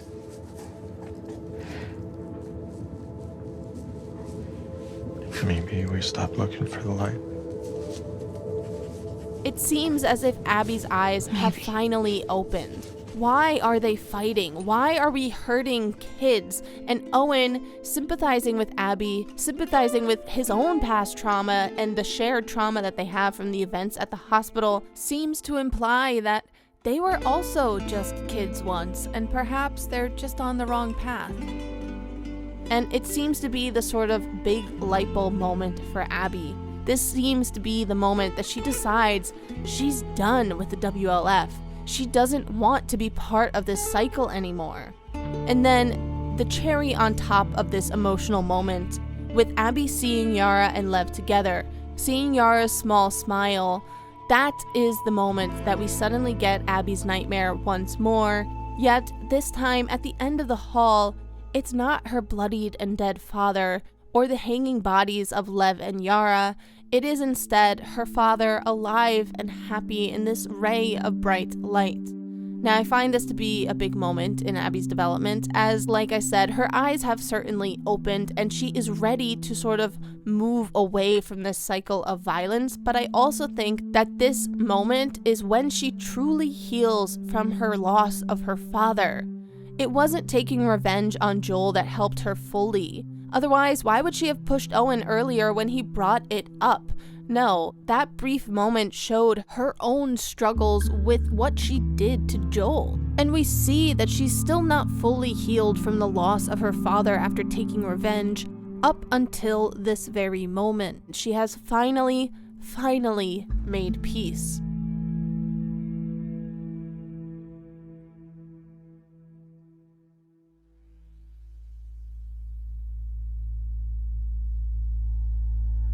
Waking up to Yara and Lev arguing, Abby bumps into Mel, who informs her that Owen has invited the kids with them to Santa Barbara to find the Fireflies, but she herself might not go. That is very Owen. I figured you'd have talked him out of going by now. Actually, I'm going with them.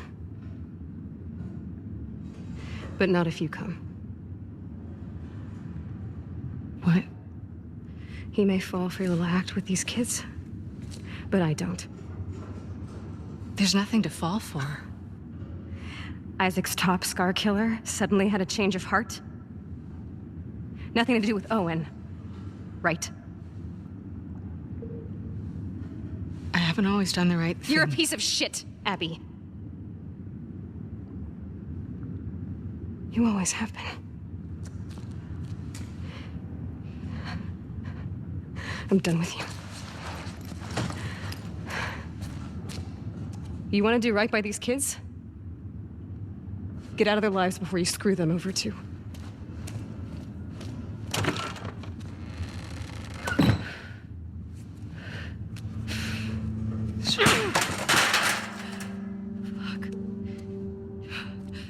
I honestly never know what to quite make of Mel. She is, in my opinion, a bit of a confusing character to me. She's very gentle, she's kind and caring. This is seen by her being a medic, as well as the way that Owen talks about her being very nurturing, her wanting to decorate the aquarium for Christmas, and just her general kind demeanor. But at the same time, she wanted to kill Ellie and Tommy. She hates the scars, she's made that known earlier on patrol. And she doesn't believe that Abby has truly changed. She doesn't even want to give Abby a chance to change. I think the reason I get so stumped about Mel's character is the question of, is she very two-dimensional or is she more complex? I think a lot of people tend to sum up all of her actions and her reasoning behind her decisions only to her jealousy over Abby and Owen's connection. But I can't help but think, is there maybe something more? I would absolutely love to hear your opinions down below because I am genuinely confused and torn over what to make and think of Mel. But with her walking away, Abby's frustrations at the choice between her own happiness or what's best for her friends and the children's lives, she's suddenly interrupted by Yara, who needs help finding Lev after their argument. Yara fills Abby in on Lev not wanting to leave their mother behind, as well as some other details about why they ran away from the Seraphites in the first place. Hey, do you think maybe he could convince your mom? If she saw him like this, she'd strangle him with her bare hands.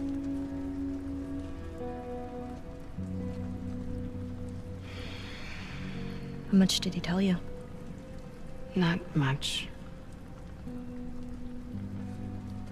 I heard some of your people calling him Lily.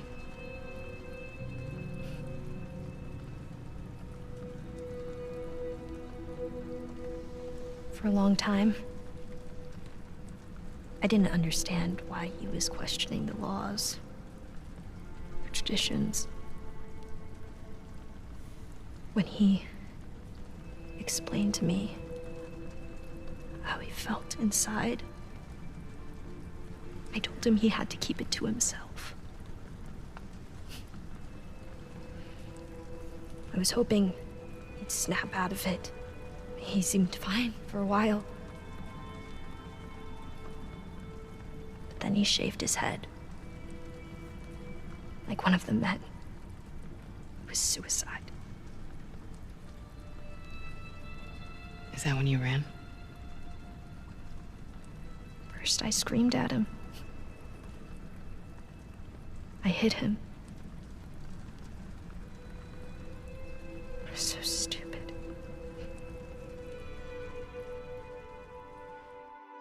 As they look for him, they are interrupted by Owen, who asks Abby if she is going with them to Santa Barbara, to which she says she can't. Mel's wrong, you know. You're a good person. You don't know me. I know enough. Can I talk to you? I'll catch up. Okay.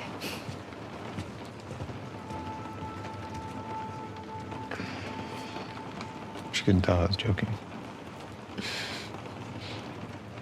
I suck with kids. Yeah. They really like you, though. So,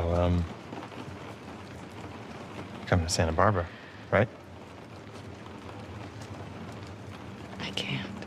Why? You know why. We can figure this out. It's too late. No, it isn't. Look, I know it's a fucking mess. I know. But we can choose to be happy. Happy. We're allowed to be happy.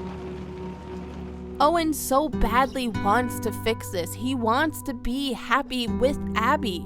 But then, as they find Lev driving off on the boat towards their island, Abby insists on going after him. She suddenly tells Owen to get your priorities straight. I absolutely love the double meaning here, and in many ways, it's like she's rejecting his offer of happiness altogether, while still ever so slightly giving him a chance. It's like she's dangling this idea of hope in front of him instead of just coming straight out and saying that he needs to be with Mel. Because let's face it, Abby is not over Owen, and even though she knows it's wrong, she so badly wants that happy future that Owen seems to try and paint. So with Owen staying behind, Abby and Yara head to the marina in order to find a boat where Abby ends up finding Manny, who is the sole survivor of his WLF squad, as he is pinned down by a sniper who we as players know is Tommy. Fighting Tommy in this crazy shootout suddenly turns very gruesome and terrifying as Tommy tricks them into thinking that he's pinned down before popping back up behind them to shoot and kill Manny right in front of Abby. The fear and shock and disbelief is all visible on her face before she has to fist fight Tommy and she knocks him into the water. The look of fear in her eyes as she recognizes Tommy is outstanding, and it only pushes her to want to get Lev and leave as soon as possible.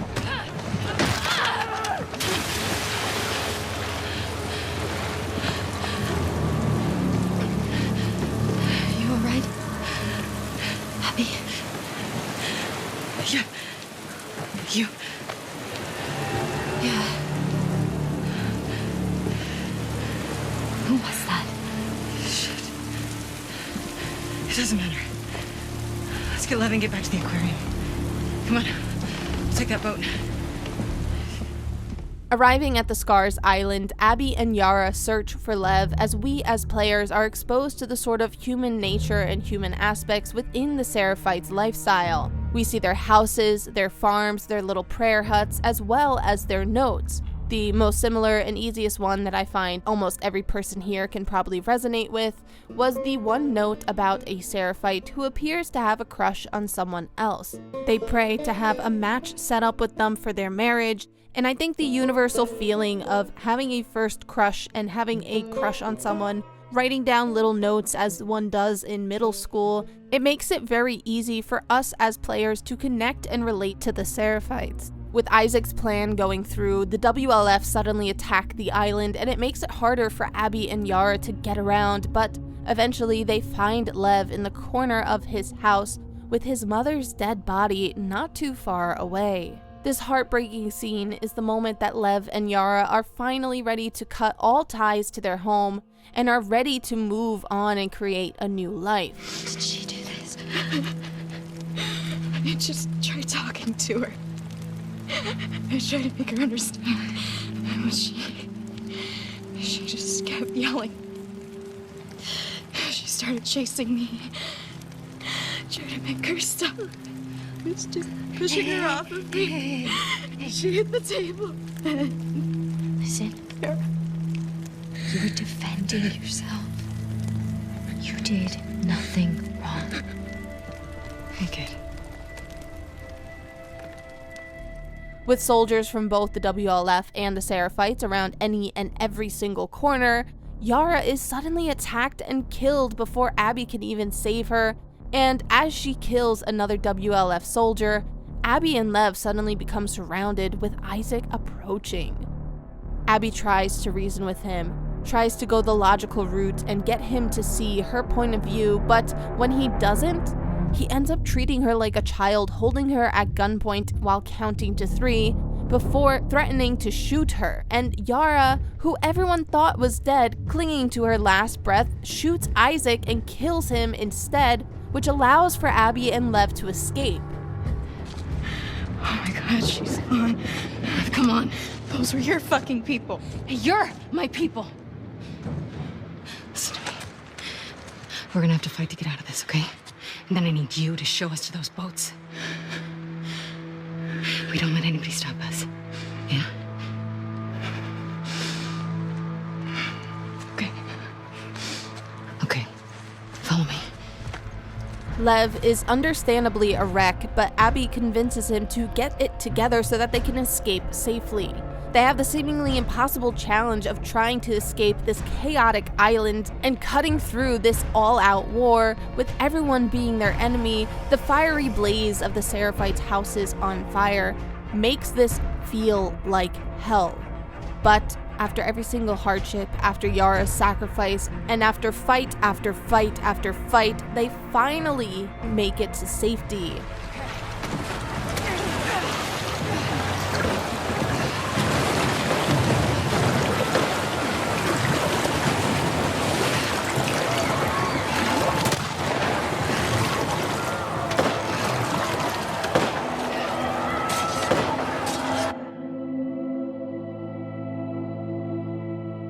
Returning to the aquarium, they find Owen and Mel dead, as Ellie had already been there, and Abby suddenly gets sick to her stomach.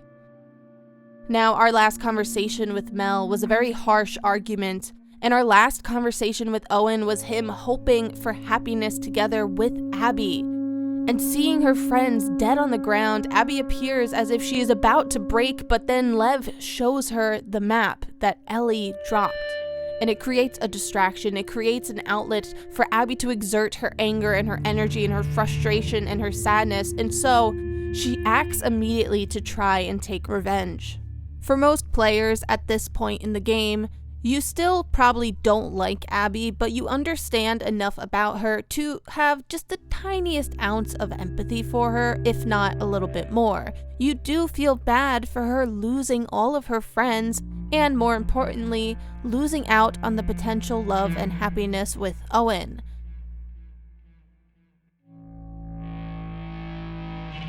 As Abby goes into the theater, she actually doesn't know that there's anyone else there aside from Tommy. She only saw Tommy. She doesn't have a WLF radio. She hasn't been keeping up with the events of these past 2 days. She doesn't realize that Ellie, Jesse, and even Dina are here. And so we end up where we left off with Ellie's story. We see Abby and Lev enter the theater. They hold Tommy at gunpoint and they shoot Jesse, and then you, as Abby, are forced to fight against Ellie. This is the last major uncomfortable moment that creators and writers put us as players into. We are now faced with fighting against Ellie, who is our main character, who we have this really strong bond and connection to, as Abby, who is a brand new character that we have slowly probably started to develop a stronger connection to. Now, I know not everyone has a strong connection to Abby, but at the very least, you feel bad for her, and there is something there. At the very least, you want to keep Abby alive so that Lev isn't left alone. This moment is absolutely terrifying as you fight against Ellie and you see just how vicious and ferocious she actually is. Similar to the shootout with Tommy, you see that Ellie is a force to be reckoned with. But eventually, you as Abby are forced to succeed. Seeing Abby snap Ellie's arm beating her up. It's a very painful moment for the player to witness, and the intensity and concern that you suddenly feel as you watch Abby smash Dina's face into the ground. We don't know if Ellie and Dina will get out of this alive, and it makes this scene so tense and really emotional and heavy. And what adds to all of this complexity and intensity of this moment is when Lev interjects in front of Abby. Abby starts to struggle with her old self and her new self. She's learned so much, she's come so far, she's broken out of that cycle of violence, she's ready to start a brand new life, but yet this fight has in some ways pulled her back into her old ways. She was ready to kill Dina for revenge over Mel's death, but with Lev's interruption, Abby suddenly remembers that revenge isn't going to fix the death of her friends. And so she leaves, letting Ellie and Dina live. Now, I've seen a lot of people complaining online that the parallel of the two pregnancies is much too obvious, it's too apparent, and they are really trying to draw this moral issue, and it's become a bit annoying. But I kind of think that the writers had to make it very obvious. In a game where you start off by hating a character that you play as, and one in which the writers want you to try and sympathize and connect to her by the end of your journey with her, I think making such a big and obvious parallel was kind of necessary. When playing through the game for the first time, with emotions running high, and you're trying to just figure out a way to somehow relate to Abby, I think having this obvious comparison allows you to sort of ground your understanding and ground your emotions to then maybe go on to sympathize with Abby after you see how Mel's death affects her. If it wasn't as obvious, I don't know if they would have had any chance of making you relate and connect to Abby, which so many people already struggle with, even with such an obvious comparison for a moral issue. So I do ultimately think that this obvious parallel between the two characters was necessary within the first playthrough. However, I do agree that on the second and third playthroughs and everyone that comes after, it does start to get just a little bit annoying just how obvious and apparent this similarity and parallel is. I know a lot of people also don't like this parallel because it portrays Ellie in a worse light since she actually goes through with the killing. However, I think it's sort of summed up to the circumstances. Abby has someone there to stop her from killing Dina, while Ellie doesn't have anyone there, which is why Ellie goes through with killing Owen and Mel. They really aren't that different in their stories, but rather I find them to be at different points in their healing journey, and with Abby being further along, it makes so much sense to me that she is the one to sort of walk away from this situation instead of following through with her desire for revenge for the death of her friends. And as we end this scene, we see our bloodied main characters laying helpless on the ground, but still alive.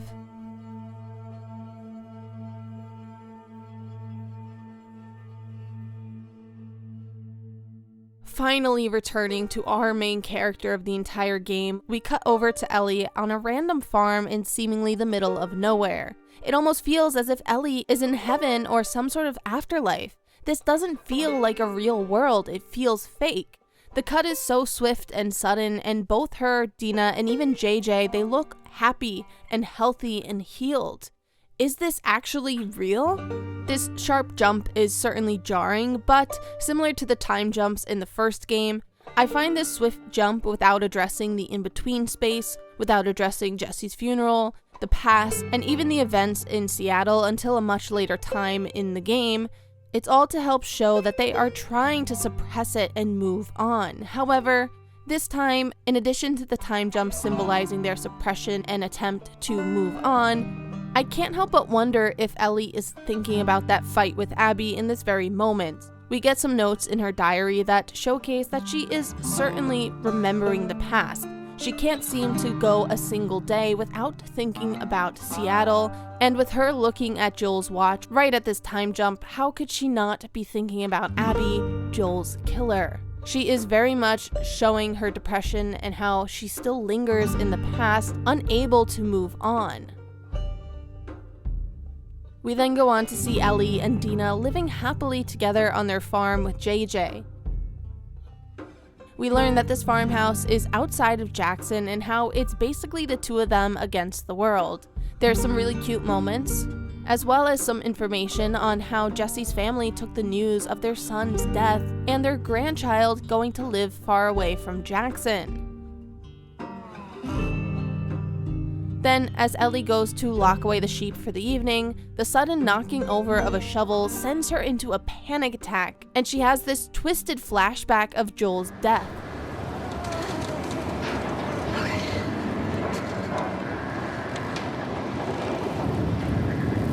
Come on, little guy.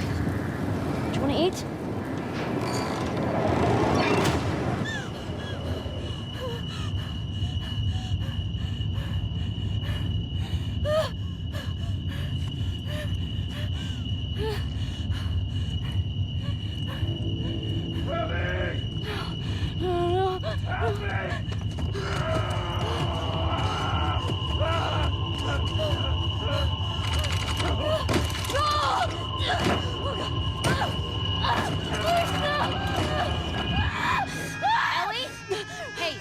Ellie, look at me. It's okay. You're home. You're home. Breathe, breathe. Okay, I'm gonna take him, okay? Come on. Come here, come here.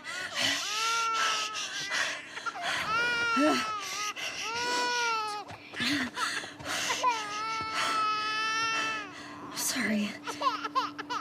I don't know what... I was just bringing in the... It's okay. Here we go. It's truly awful seeing Ellie fighting, trying to save Joel in this moment at the locked door, and I think it goes without saying that the descending stairway is very reminiscent to Abby's long hallway in the hospital.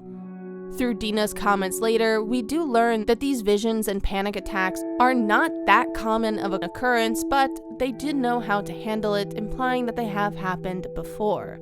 It's obvious that Ellie is suffering from PTSD and she is having a lot of mental health issues, and I can't help but wonder in this moment what the game would look like if they had incorporated these sort of visions a lot earlier in the game. I know that it's implying that the PTSD was made worse by her attempted revenge in Seattle. However, it is an interesting thing to think about if Ellie was to go through the entire Seattle section with images and appearances of Joel throughout the entire game. I can't help but wonder what that would look like. I think it would be very fascinating. However, I don't necessarily think it's missing. Having this come in so strongly at this point in the game makes a lot of sense, since, as I said already, it's made worse because of the events in Seattle. Like a moth to a flame, Ellie has essentially made everything worse for herself by attempting her revenge. Adding to Ellie's struggle to heal from all of the trauma that has occurred to her, Tommy ends up showing up at their house with a brand new lead as to where Abby is. Tommy then goes on to guilt and insult Ellie when she says that she's not going to go after her, as he tries to get her to take revenge for the both of them and kill Abby once and for all now that he can't go himself. But Dina, wanting Ellie to heal and move on, gives Tommy a piece of her mind. He said they're living along this coast in a beach sailboat right here. That's gotta be her.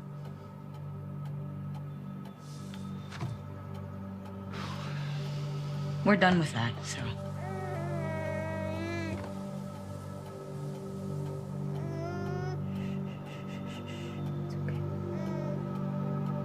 I'm sorry.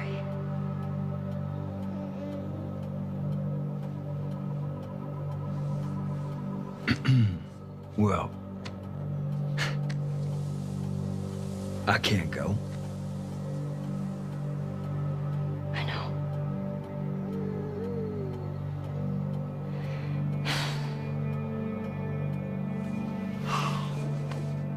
All right.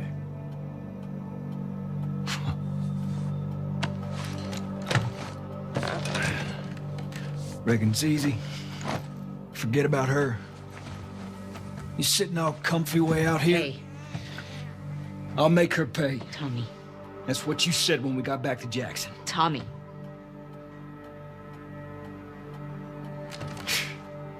What a joke. Can you take him, please? Yeah. Here. I got you. I got you. Hey, what the fuck was that? Nothing. God damn it, Tommy, you know what we've been through. I'll save her. She made me a promise. I don't fucking care. I know you don't, Dina. That's your goddamn problem. Listen, Oh, yeah, all fucking idiots. you don't come back to my house ever. Now, I mentioned way back in the beginning of this video, when Tommy was leaving Jackson without Ellie, that we would talk a little bit about his character, and so here it is.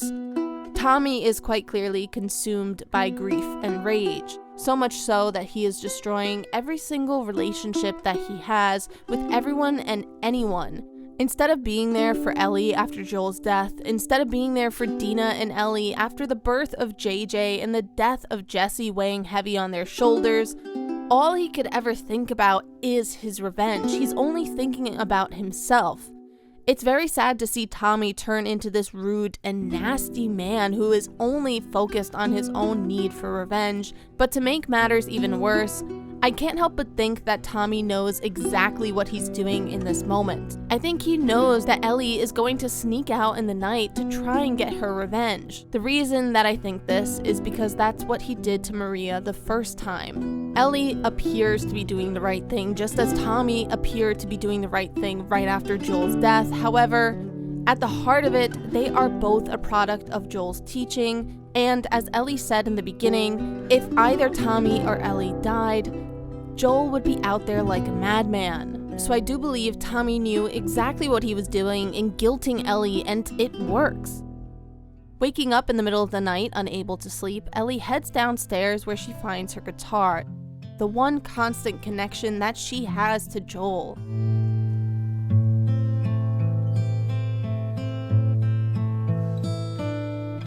She plays a brand new song before we suddenly get a flashback to the infamous night before Joel's death. We see the party that the whole town is at. We see everyone happy, having a good time. We see Jesse alive again. We get to see Dina and Ellie truly happy. We get to see their first kiss in front of everyone before they are called a slur for being gay. And Joel ends up shoving the guy defending Ellie. Maria and Tommy rush to put the guy in his place as well, but Ellie lashes out at Joel and causes the scene that Maria mentioned earlier. I don't need your fucking help, Joel.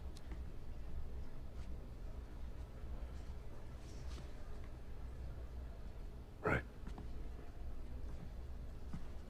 With a slight look of regret on her face, we suddenly cut back to the middle of the night at the farm, and we see Ellie packing up to leave. And this is quite possibly the most heartbreaking scene in the entire game, next to, of course, Joel's death.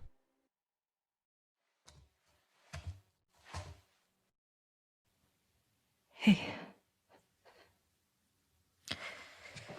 Man, it's been a while since he slept this long, huh?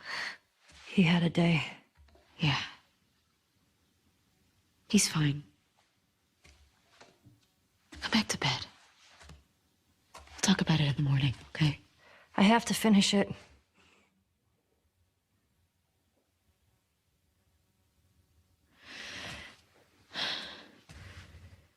You don't owe Tommy anything. I don't sleep. I don't eat. I'm not like you, Dina. What? You think this is easy? For you and for him, I deal with it. I love you. Prove it. Stay.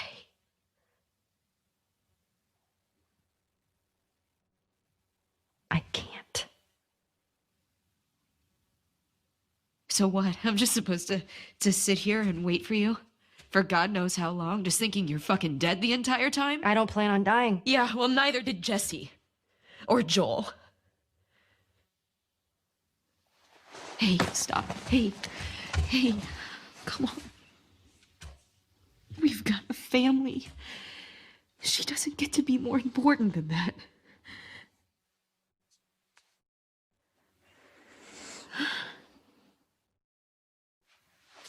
No.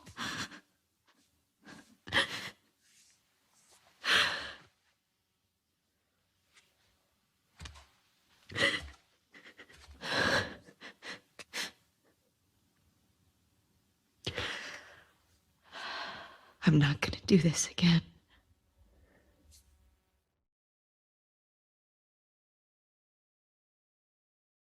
That's up to you.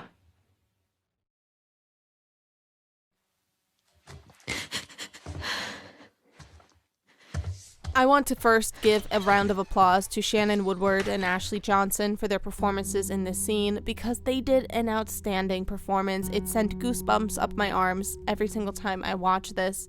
I love the focus being on Dina. You can so clearly see every single ounce of pain and emotion in her face. And again, just a quick side note, I have to give the animators credit for bringing the mocap to life in such detail. I mean, every single facial twitch, every single movement, everything from Dina's fake and forced smile to her resting her head on Ellie's shoulder. Everything is just so wonderfully done, and ignoring all of Dina's pleas, despite Dina saying that she won't go through this again, she won't wait around for Ellie. Ellie still goes on to leave. In my opinion, this is probably the worst jump that we have in the entire game, that we suddenly go to Abby and Lev in Santa Barbara. It's insanely jarring after such an emotional and heavy moment with Ellie and Dina, and the tone shift, the visual color contrast, the characters change as well. It's all just a bit too much at once. And now, I always give some sort of pass to my game reviews, so I just wanted to point this out as I do think it's worth mentioning that this little time jump I think could have been cleaned up and done in a better way. However, ultimately, we will let this one slide since it is the first major issue that I have with the game. We see Abby and Lev searching for a hidden Firefly camp, and based on Lev's discouragement, they haven't had much luck at all. Their usual banter is ever so reminiscent of Ellie and Joel's interactions, as we see the bond between these two characters growing even stronger. After some searching, passing by some interesting symbols on houses, and encountering a small amount of infected, they finally find the abandoned Firefly base, and they're able to make contact through the radio. Hi, Abby. We got a clear signal on you. Where in Santa Barbara are you calling from? 2425 Constance. We pulled everyone back from the satellite stations and brought them back here to home base. How many of you are there? We're about 200 strong now, with a few more every month. Owen was right. You're about to get 2 more. How do we find you? Get to Catalina Island. Approach the large domed building in Avalon. We'll find you. Okay. Okay, we'll see you soon. Over and out. With excitement in their hearts and a hope for a brand new future, the future that Owen wanted for Abby, the two of them are soon attacked and their hopes crushed as they are taken captured by a new group of people called the Rattlers. We as players have now been introduced to the grand total of 4 different survivor groups. Playing as Ellie, we will go on to see just how this one survives. But before Ellie even makes it to their base, we see her going through Abby's boat. We learn that Abby, in her journals, is still grieving Owen's death. She writes him little notes as if she's still there, and we understand that she is trying to live the best life, enjoying the tiny little details that he always encouraged her to look for. Eventually, however, Ellie does come to the Rattlers' home base, and we see how they take people prisoners and use them as a sort of slave labor. While this group is certainly the worst out of the 3 other groups that we've come across, they do share the similarities to the Seraphites and the WLF in the concept of the them or us mentality. I think the existence of this group further helps portray just how cyclical the violence is and how it's the same anywhere you go. This act of violence, how they see themselves separate from the people they have captured, goes on to cause the next wave of revenge, as we witness from afar as Ellie, as the slaves that she releases when looking for Abby, go on to burn the building. They go on to immediately enact and try and get revenge on the Rattlers. The cycle just keeps on going, but Ellie, focused on her own revenge, makes her way down to the shore where she ends up finding an emancipated Abby and a half-dead Lev tied up to posts. Cutting her down and seeing her so weak, Ellie stands there in disbelief and at a loss over what to do while Abby makes her way to the boats to escape. Having been injured during her attacks to the Rattlers, we see Ellie limping alongside Abby, and just as she is about to leave, she looks down to see the blood on her hands from her wounds, and we see a flash of Joel's bloodied face across the screen. Then you suddenly see Ellie's face fall.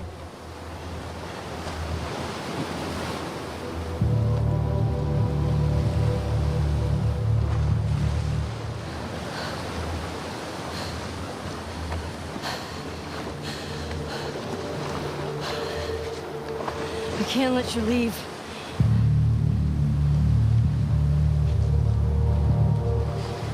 I'm not doing this. No.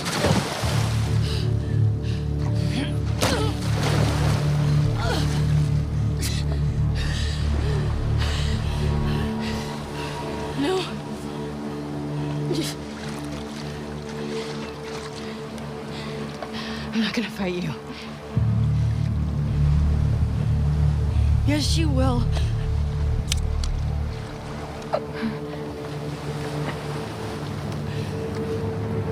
He's not a part of this. You made him a part of this.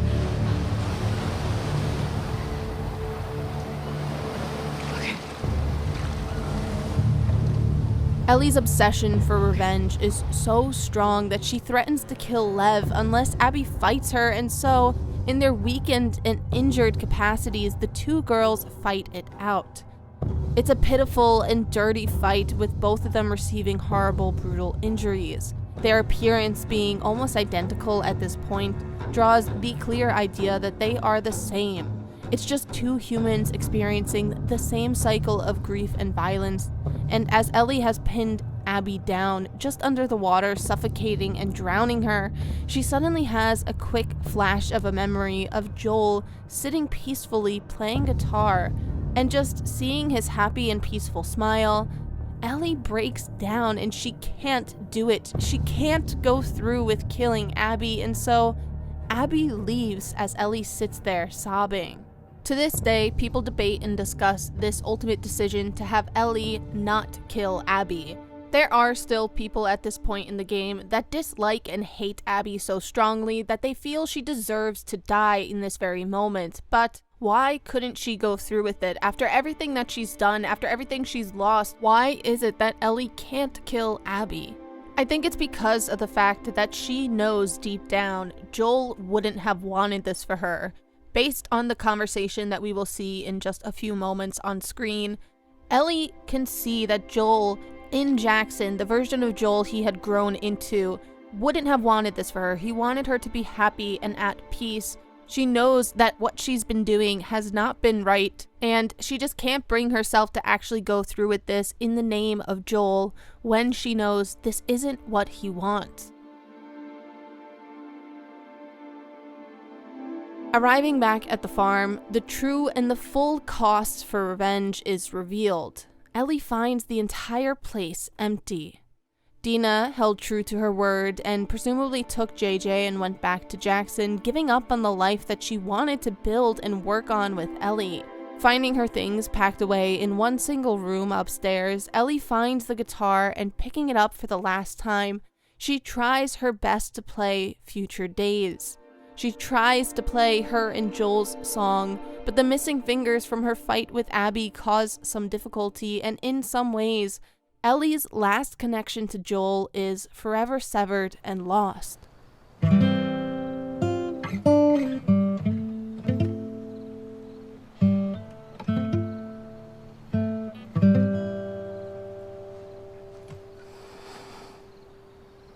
You could see the sadness on Ellie's face before we cut to our final flashback in the entire game.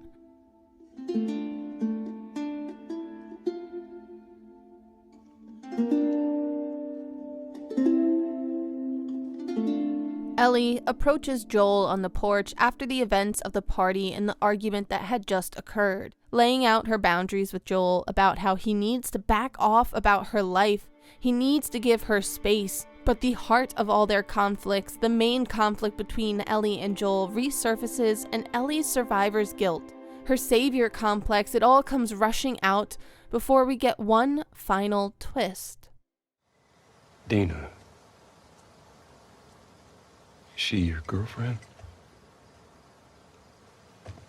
No.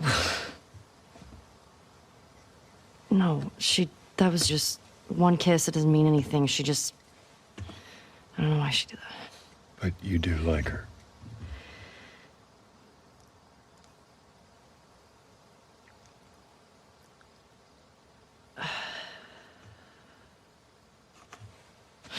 So stupid. Look, I have no idea what that girl's intentions are, but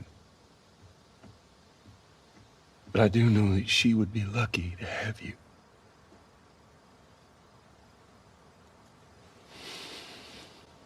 You're such an asshole. I'm not trying to. I was supposed to die in that hospital. My life would have fucking mattered. But you took that from me.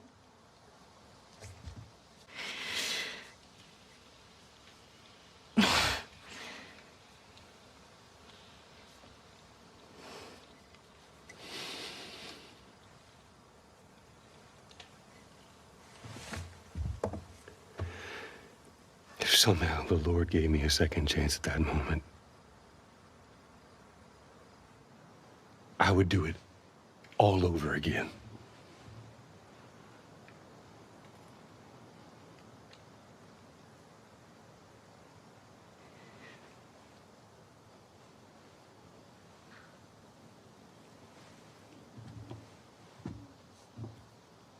Yeah.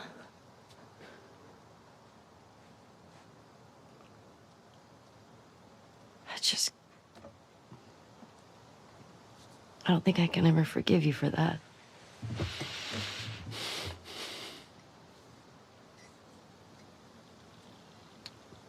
But I would like to try.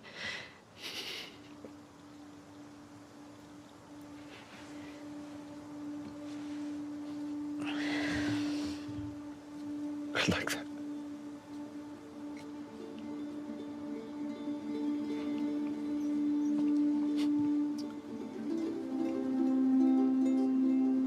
Okay.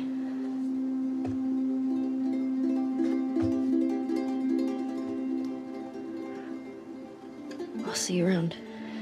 Yep.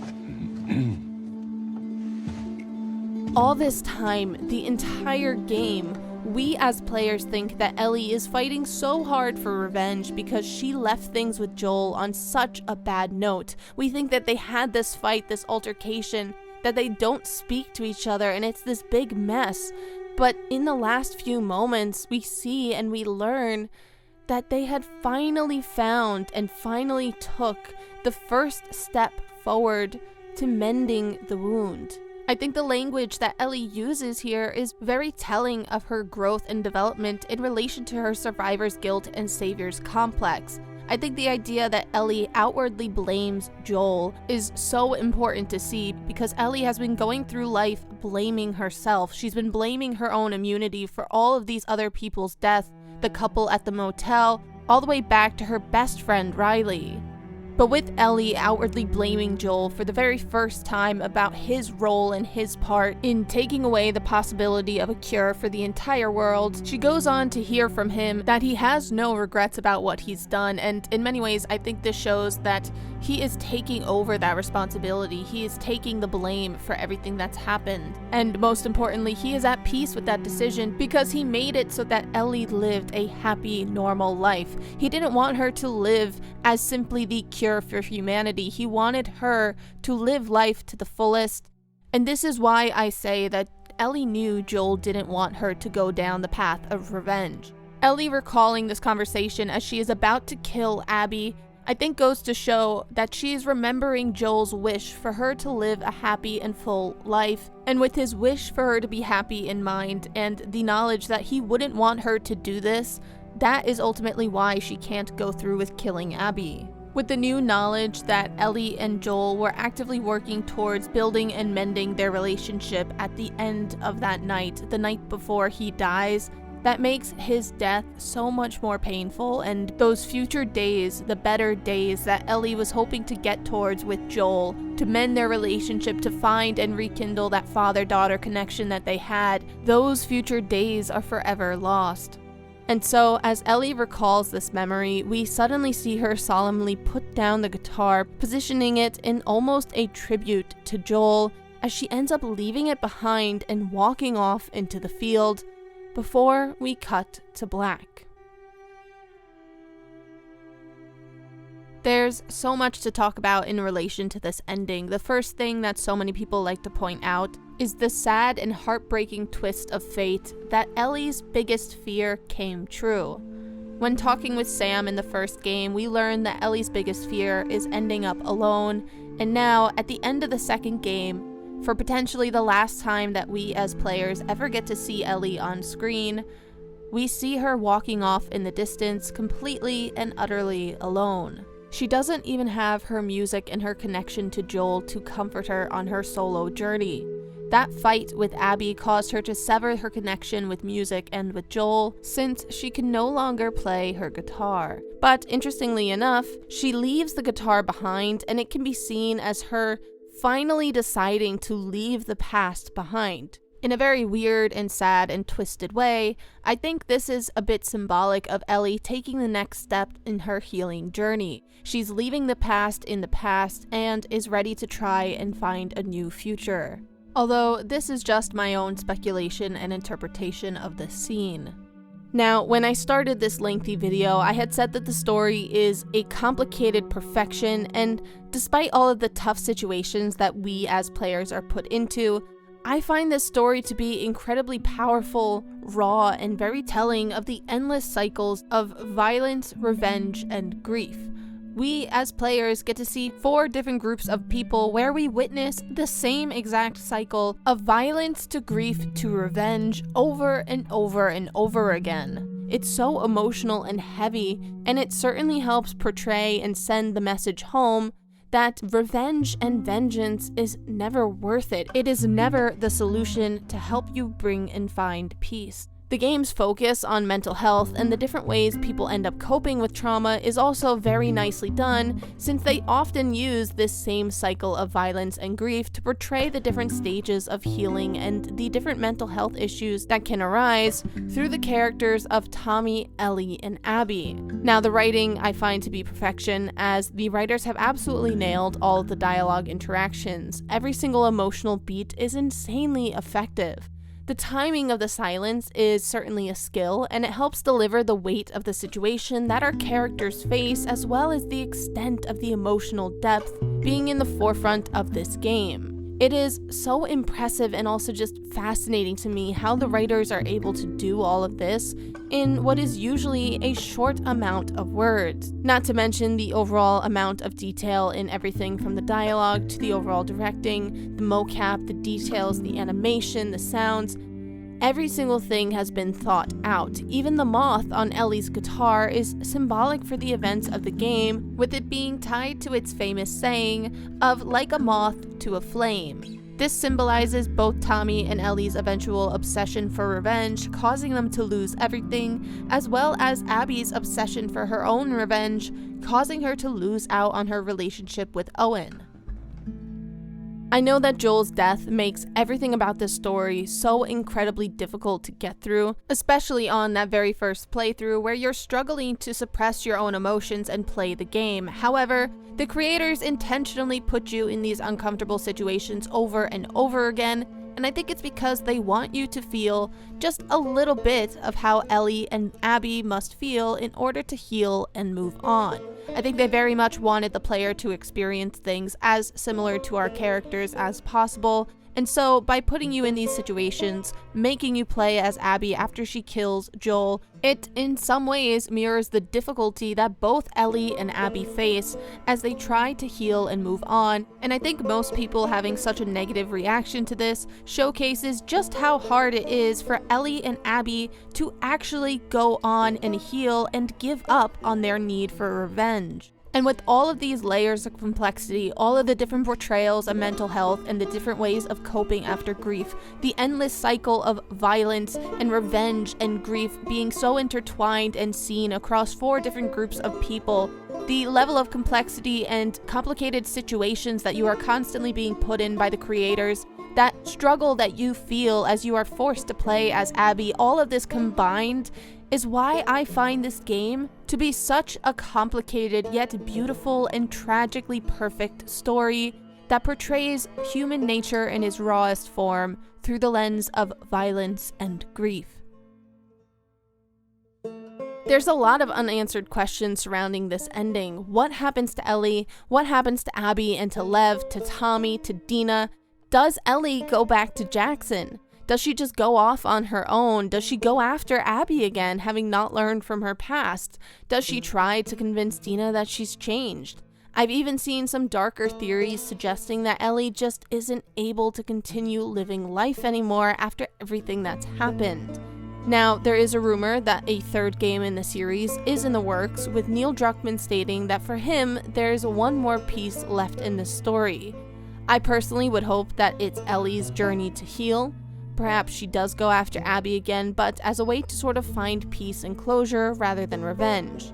Or perhaps she has a full circle moment where she finds someone who is younger and vulnerable that she feels she needs to care for, just like Joel felt towards her. I'd really hope that whatever the story is, it's a happy ending for our characters, but with Druckmann's flair for the tragedies, I doubt that'll be the case. I could probably talk about this game forever. There's just so much detail to every single character. I'll definitely link some random videos that I found and watched on YouTube that discusses some of these characters in a much greater depth than I have. This is my longest formal video to date, so please, if you guys made it this far into the video, leave a little boat emoji in the comment section so I know which one of you are the real troopers that sat through me gushing and talking about this game. If you did like my discussion though, please remember to hit that like button down below and leave your thoughts in the comment section. I would love to hear your thoughts on Mel's character. As I said earlier, I still don't know what to make of her, as she is someone who has always sort of stumped me, so let me know your opinions. Also, I would love to hear your initial reactions or what you remember you felt from your first playthrough to what you feel now in hindsight. It definitely seems like most people go through a sort of change of heart when it comes to this game, so I would love to read through all of your thoughts down below. While you're down there though, please remember to click subscribe to see more videos from me and turn on notifications if you want to be notified whenever I post a new video. Thanks for watching, everyone, and I will see you future souls next time. Bye, guys!